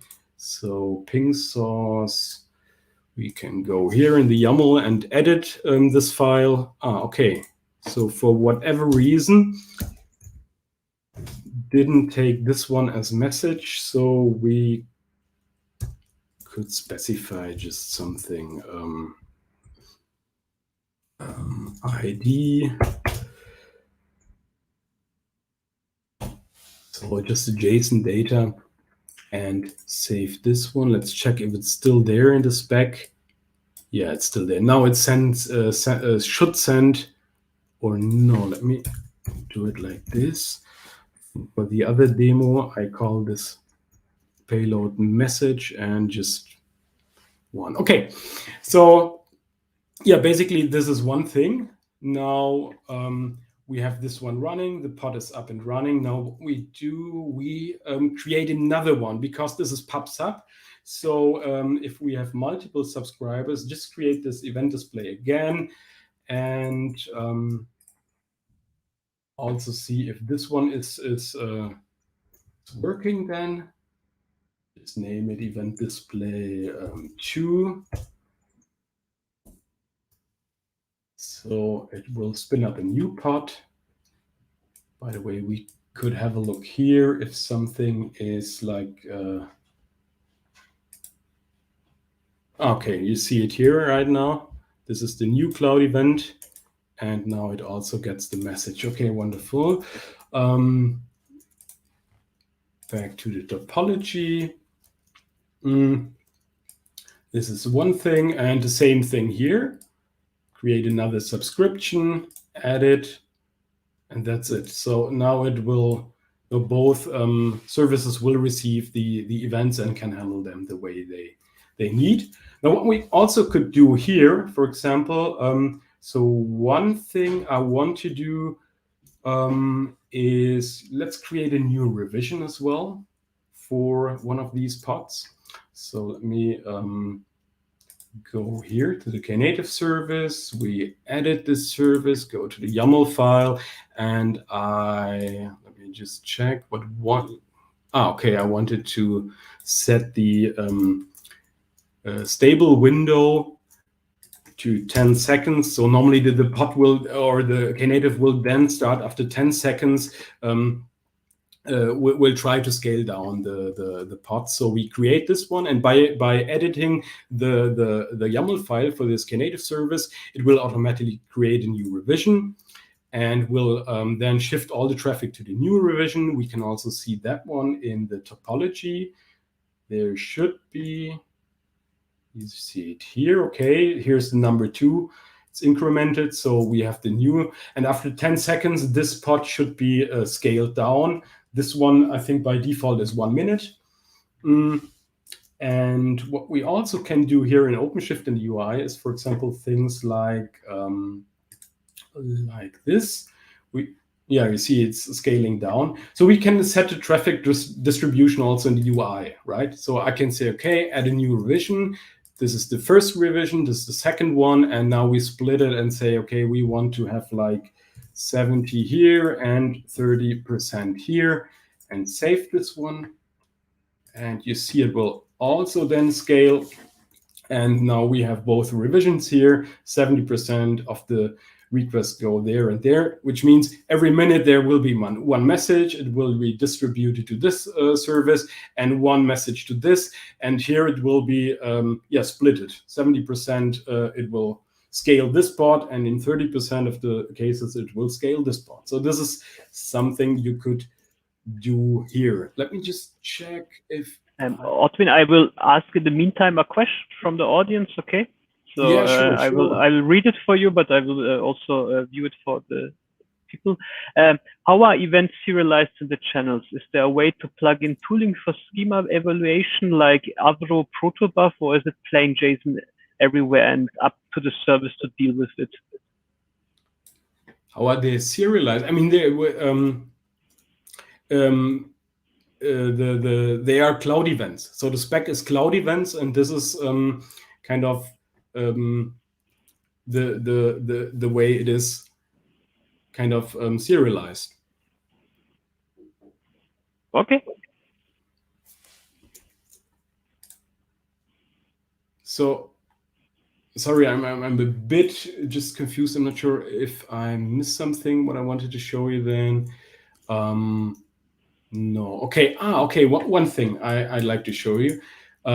As we have now, as we have also Kafka in here, and there is, for example, there is a Kafka source, and we can also use it as event source. So Kafka, create this one as event source. And this is available also after installing the Knative Kafka.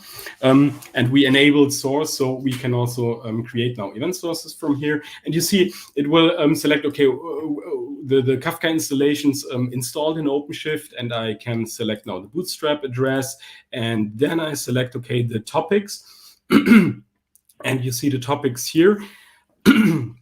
And now I could, for example, also listen now to this channel, to this topic, and also feed it into another channel. I could chain it, for example, and do things like that. But from the other demo I show, as mentioned, I show you this one later as well. There is this kind of car simulation demo, and there are cars driving around, and they're sending metrics like the current speed and so on. And this is also sent to this Kafka topic, which is metrics, and this is what we also want to have. So we want to listen to this metrics topic of all the car metrics coming in, and converting them into cloud events, and just logging things out. And this is the Kafka source. So we specify the Kafka, the topic, and we have to also specify consumer group. This is important for Kafka. We don't need authentication here. And feed it also to the same Kafka channel in our case. And this is called Kafka source. Create this one. Now we have a Kafka source and a ping source, and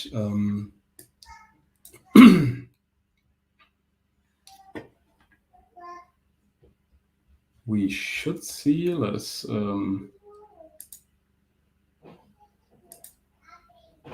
let us see here the log files of this pod, and you see it here. There are the cloud events coming, and you see it here in the data. These are the engine data, so speed, RPM, gear, and they're really coming in the whole time, so from the car. So this is what we get. So a lot of cloud events which are handled here.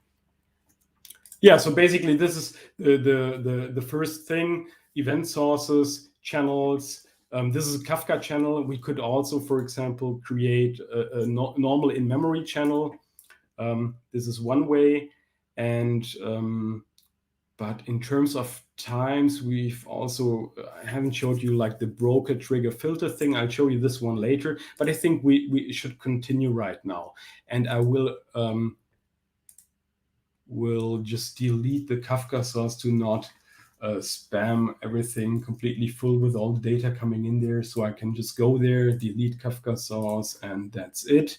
So I only have the ping source every minute, and that's all.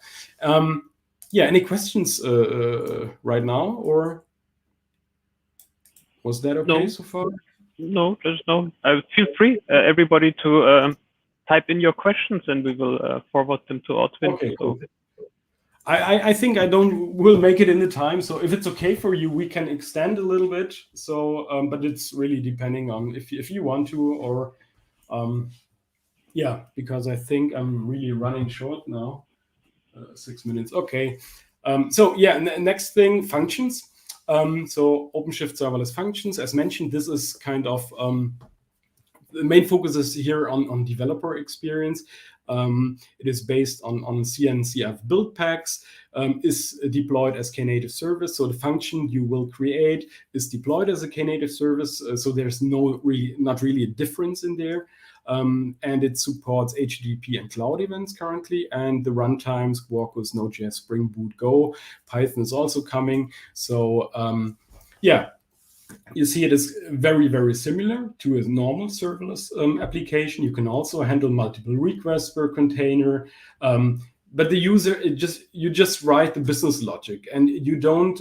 You have a predefined, let's say the runtime components are predefined out of the box, and so you just write your user code. So this is kind of the thing there, in comparison to normal container where you care also about the runtime components you need for your actual microservice there. So it adds like a tiny abstraction layer.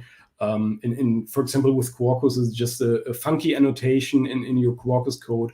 And yeah, that's basically all.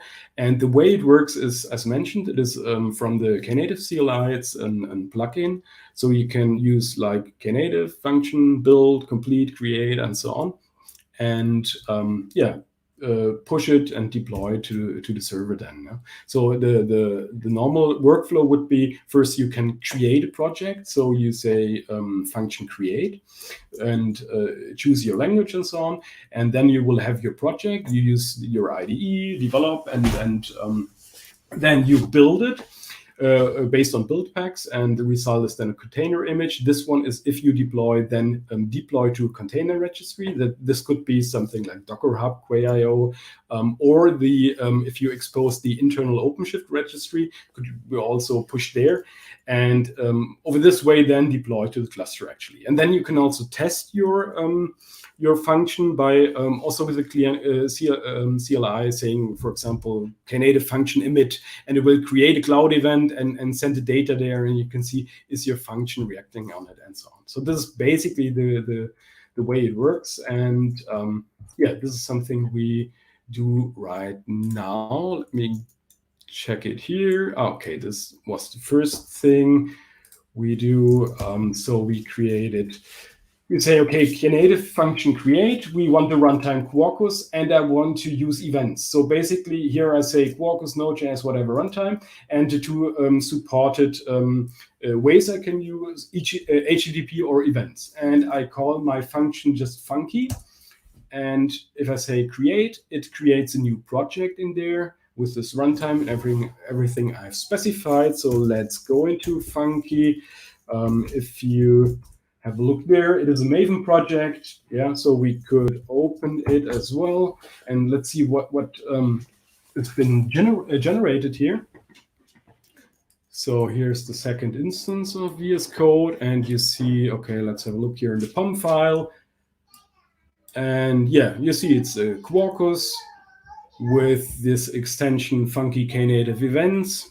Nothing else special, JUnit, that's it. So this is very basic setup. What's in there is the func YAML, and this is when you build this project with the CLI. This is what's being what the CLI is reading then and is building. So I can specify the image, the container registry here.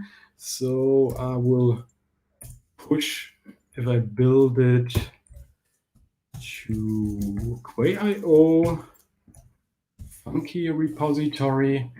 Here the builder images for native compilation and so on. So things I do here. Let's have just a short look on the source code. Source main Java. My computer is getting slower. everything is taking a little bit longer. So you see, this is all. So I have one, basically, there is the main application. So there's just one class, which is annotated with funky. And this is kind of everything necessary in there. So and there's one function, and you see it gets a cloud event with input type. It prints it out and sends an output back. So that's all. And here we have the input output, normal POJOs, and class with a string message in there. That's all. So, and now you could implement your function, whatever you want to do right now with Quarkus, for example. Then you could also compile this natively. So it will really start up very, very fast there. Yeah, but we don't do anything. I don't want to start now coding here, but this is our project. We can work here. And if I'm done with my work, I will go and say, okay, let's build it. So Knative function build. So this will start now the build. So there's the building of the image. And after the build, we can then deploy it to the cluster. It shouldn't take that long, so some seconds. Are there any questions in the meantime, or everything's fine? No, we just discussed a little bit with Carlos the advantages with GraalVM, and I really find out that the different parts really play together. So if you, for example, use Quarkus, for example, now you have with OpenShift or Vanilla or upstream Knative, you can really leverage the different activities and benefit from them. So that's really, really interesting to see. Yeah, that's absolutely right. Huh?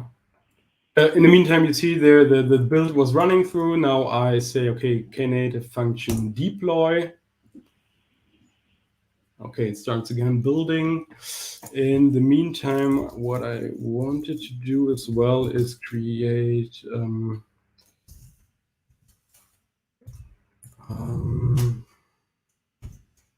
let's call it.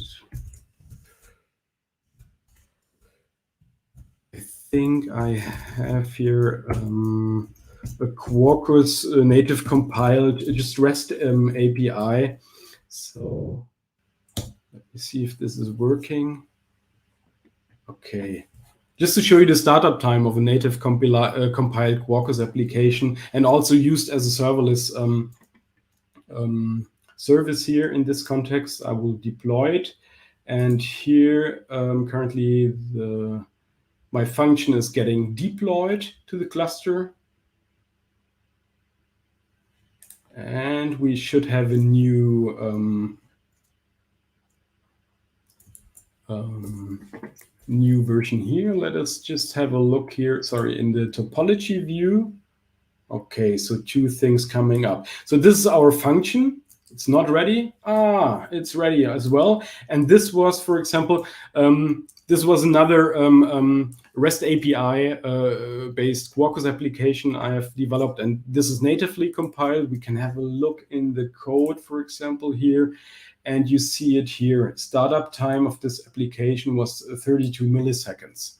And this is really, really fast for Java, and this is very important. And so this is the way you could use it. Of course, the Java stack in the serverless context, and there's also, let me just check what application I had here. Oh, now it's working.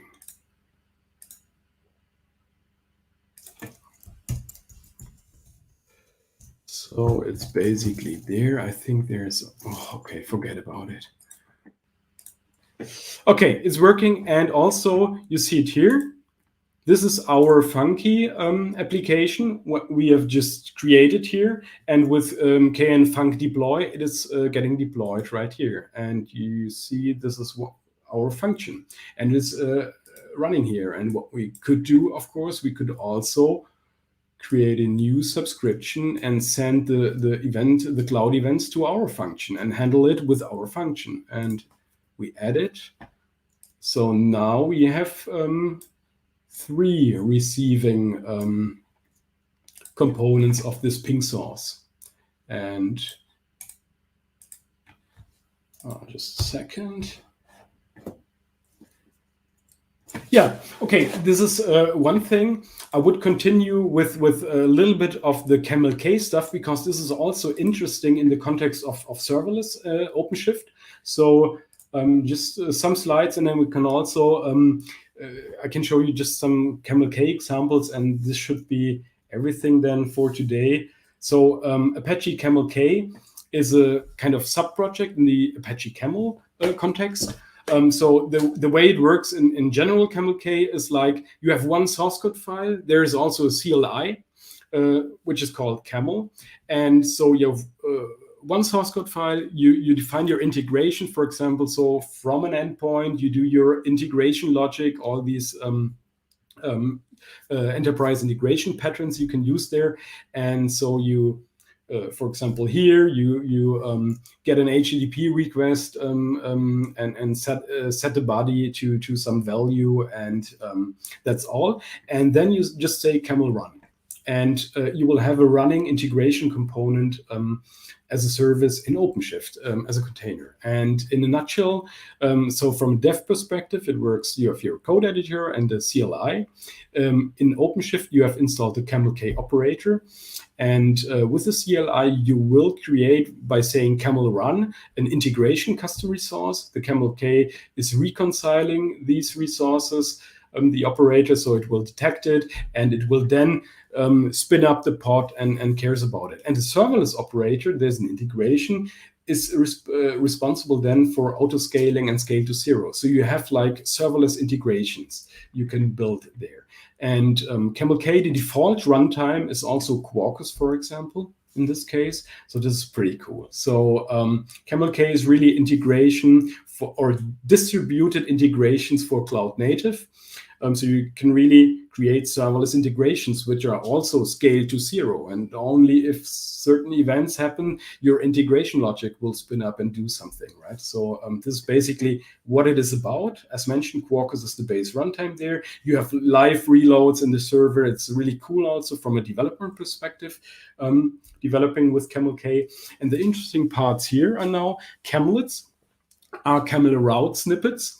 So this is also a custom resource introduced with the Camel K operator, and you just specify snippets of your routes, of your basically integration logic, and you can reuse them in your actual integrations.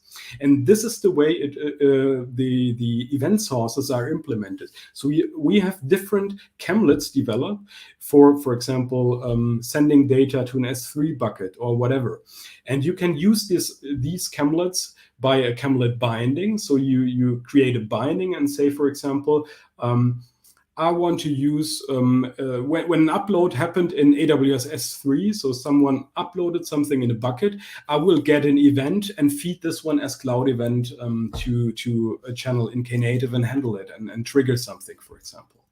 And so you can use camelets as sources and sinks or as actions. So these are the way. This is kind of the structure. I will skip this. So, I mean, you can read it when you have the slides. So camelet bindings are actually also a custom resource where you define like, this is the camelet source, this is the sink, and you can kind of bind them. And under the hood, there will be a Camel K integration, so the runtime component of it. And yeah, this is kind of the way our event sourcing or different event sources are introduced by installing Camel K for Knative specifically. Yeah, this is basically how it works. So you have source camelets, for example, and you can bind them with Knative eventing, then send it as cloud events to the platform, and then also use any kind of sinks or also camelet sinks to connect to other systems and do something. So this is the way it works with Camel. And let me just show you this very shortly. So what we need to do is, let us switch back to the admin perspective. And by the way, in this admin perspective, I haven't showed you this, there is also now a tab serverless after installing the serverless operator, if it's reacting at all. And there you have the serving and also eventing, and you see also now here the revisions and routes for serving, and also the artifacts for eventing here integrated in this OpenShift UI, like triggers, channels, and so on. Yeah, but what we wanted to do is we go to the operator hub, and now we want to install Camel K.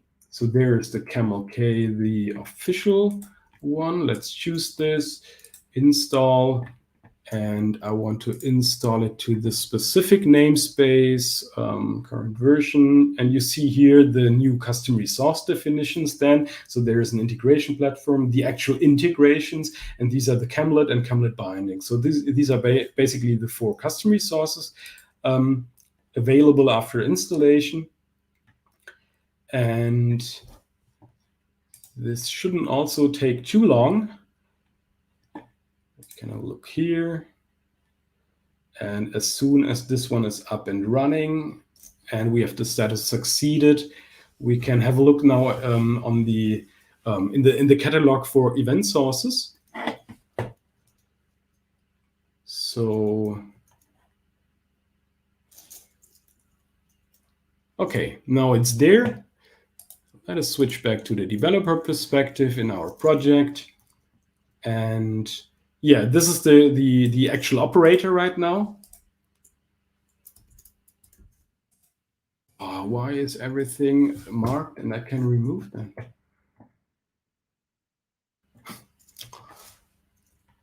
I guess it's too late. So, all right, so this is our operator. So this component is now responsible in reconciling all these Camel custom resources.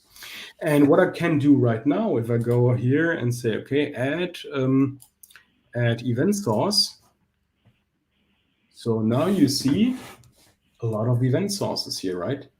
So we had 5, and now we have like 30 or something event sources here, like Slack and MongoDB. So these are the current event sources available with Camel K, the official ones. You can also build your own Camlets, which are not officially coming with Camel K, no problem with that. But you see now there's a lot possible. So you can, for example, use AWS source. So for example, as an event source, listen to a bucket and feed the events to our Kafka channel or something like this. So we could just do this just for fun. So it would work like this: create an AWS S3 event source, and you need the access key. I just put in something here, and the bucket name, like here, Meetup Serverless, the region, and the secret key, whatever it is. It won't work. I just put something in there just to show you how it looks like. And you see here the name. It is a Camlet. We reference. This is the Camlet name, which is available. I'll show you just in a second. The Camlets installed in there, and you can use them, because in this adding event sources, you could only see the sources, but you have also all the sync components Camlets in there, but you can not see it here in the UI. So, okay, we create this one as new event source. And now you see, okay, there is an event source, and this isn't working right now because I haven't specified the right secret key. But if I would do the right thing, it would work. So when I would upload something in S3, it would definitely send a cloud event then to this Kafka channel, and my pods would handle them. But I have prepared, I think, a sync for S3. Let me just check if this is working. So I'm in the manifest. Yeah, okay. So let me just apply a Camlet binding here. There is, what was the name? The AWS S3 sync. So there is a Camlet binding. I apply a Camlet binding right now. You see it here with S3. And this is the same, the other way around. So what I've specified in here is from this Kafka channel, I will receive the messages and will create them in AWS. And let us check here in the AWS console. We load it here. There was no bucket. And it should also automatically create now the bucket and upload every ping source to this bucket as well. So this is something, it should be working, but not right now.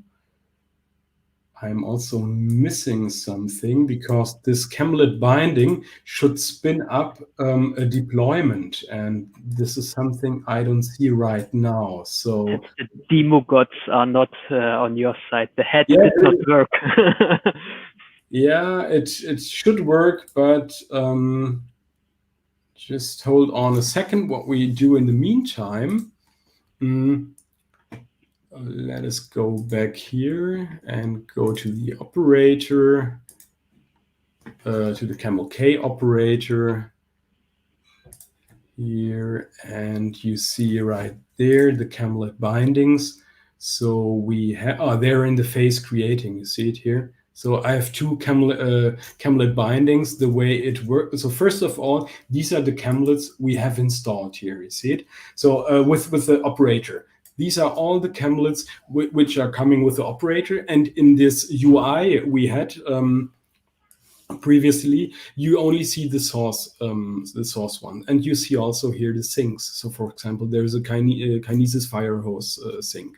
There is a normal Kinesis sink, and so on. There is Lambda as sink. So we can also trigger from our serverless applications Lambda functions in AWS, and so on. So all these things are available using Cassandra and so on. So they are all available. And these are only the ones which are officially now kind of supported and coming with the operator. But you can also use all the other 300s by creating your own Camelot, for example, and a binding. So these are kind of the snippets, and this is the base. And if you want to use one of those Camelots for integration, you create a Camelot binding. And this is exactly what we've done. For example, a source binding. And if we have a look here, what's happening or how it looks in YAML. So it's just a specification where we say this is the sink. We want to sync our events in the Kafka channel. These are the source properties which are defined by this Camelot. So this is what I need to specify. And that was what I was typing in. And this is just referencing the Camelot which is installed. So the only thing you have to do, you have to specify like the properties for this Camelot, and that's it. And this is the binding. So it then knows, okay, this is the source with these properties, and I will transform the events then to the channel, and you will handle it the normal way. Yeah, so this is the way it works now. The source, this is still creating. You see the source is in error, sure, because I've provided wrong credentials. This one is still creating. I hope that it works, but yeah, basically this is what I wanted to show you. I have the Boyka demo that would take probably additional 10 minutes. So it's up to you if we continue, or if you say this is absolutely fine or enough for me. And yeah. I think, I mean, Camel was also something we never experienced. So maybe it makes sense to have an additional session on this, to have a little bit dedicated time and to get everything up and running. So we can see if there's any question from the audience. So otherwise, I would join Carlos and Boyka in to slowly wrap it up, if it's okay for you, Ortwin. Sure. So, but we can see if the sync is coming up. Let me see. Is he still in create mode? Yeah. Now it's coming up. Yeah. Okay. See, that's good. So the demo gods. So this is impossible. So as soon as I put my head down, it is now so it's the head. You should not say this to your employee. That's not possible. Okay, now you see it's coming up. So this sync has created this Knative service, right? So this is an integration running with the trade Knative service. So this is a Camel K integration running, controlled by this Camel binding. So this Camel binding created this integration. Okay, and now I also know why it took this while, because building an integration with an integration kit, this takes some time, and it is a sequential job and so on. Okay, but it is working now. So there's a Knative integration of type Knative service. So this is a serverless integration running, and this is the revision. And now we should see if the pings coming, they should also be available now. Let me reload. In AWS, we should have now a bucket, hopefully.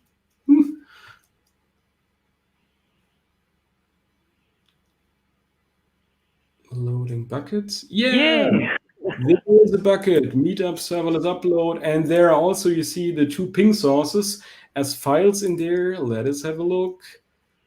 Okay, cool. And download this file. Have a look in there, open it, and you see the message, right? The data here. This is what is stored. Okay, so it's working. So it's sending stuff to S3 through Knative. And yeah, so then that's it. I think for now. And I'll stop sharing then. Yeah, so thanks again. Thanks both of you. I mean, Ortwin, thanks a lot. And Carlos, that you dedicated the time and you showed us really interesting stuff. I learned something, so I really have to see Camel.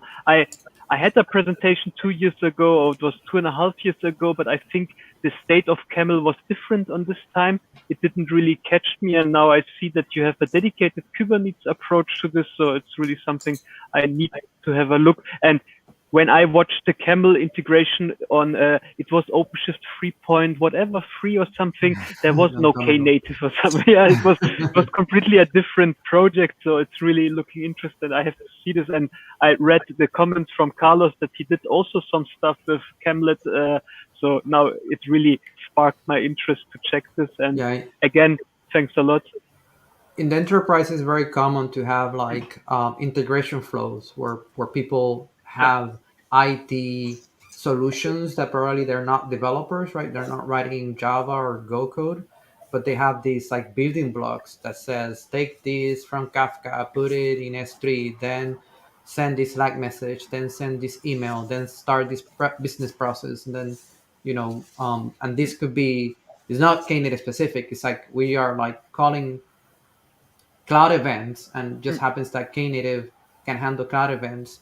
But it could be any service that is addressable. So it could be just a service that you have, just a vanilla Kubernetes service with a URL. And in Knative, that's a programming model. That's addressable because inside the cluster, it's addressable with the URL and make that system. But yeah, a lot of people build like workflows in the enterprise usually that I see is like people are not developers, and that's not a bad thing, but they know a lot of integration systems like SAP and Salesforce and and S3 and different cloud providers, and have an orchestration that you can go from cloud provider or backend systems or legacy system, right? Modernize those legacy systems to bring them into containers, and then evaluate if it makes sense to scale them down or just keep them alive. And then that choice is very, very simple. So at least context for the enterprise where you're at right now. Yeah, no, sorry. I just wanted to mention it's a bit sad. This Boyka demo I've mentioned, right? This is really a real world context where we have like the cars, or let's say some IoT edge devices sending data over MQTT, and then every kind of integration in there this is kind of how to build an IoT stack with Red Hat on OpenShift like demo. And this is really, so we have a lot of cars driving, they're sending all the telemetry data, GPS and so on, and everything over MQTT, everything to Kafka, from Kafka to in-memory distributed cache, right? So to have the complete state of the IoT system in cache. And then there is a real-time dashboard, there is streaming analytics for Kafka Stream and all these stuff. in a real world context, and all the integrations in between are implemented with Camel K. I can also show you some really complex stuff, how to build with Camel K, but it's really cool because it's really great, the integration with Knative, right? So you can really build distributed serverless lightweight integrations, very powerful with very few lines of code, with a great development workflow as well. And so it's really cool to have a look there. So that sounds really great, and I'm sure we have to make a follow-up on this one. So let us see that everybody who joined this to go and try Knative out. I mean, we saw with Carlos how to install it on a upstream Kubernetes, and now we see that people who use OpenShift, for example, can easily access this. And everybody who went to the UI and saw the serverless tab, because I know it on our systems, it's activated. I think they can start now to work. And if Matthias Sauer is in the call, he will be probably happy tomorrow if all the people contact him and talk about, I want to try Knative on OpenShift. So that's going to be cool. So there's no questions coming in, but much thanks from the audience. I think that's really, really appreciated from the audience what you did. And I would wrap up now, and thanks all of you, and pass to Boyka. Yeah, thanks so much to both of you for participating for today, for taking the time, and also our audience. I mean, I'm just very lucky to have you here. Yeah, thank you. Then thank you for having us. Looking forward to hearing from the community on their feedback on Knative. Yeah, and subscribe to both of them on Twitter. So that's my last words from my side. Yeah, that's actually what I post. Yeah. Okay, and I will end the broadcast, and thanks all of you, and have a nice evening, day, or whatever time zone you are in, and enjoy. Bye. Yeah. Bye-bye. Thank you.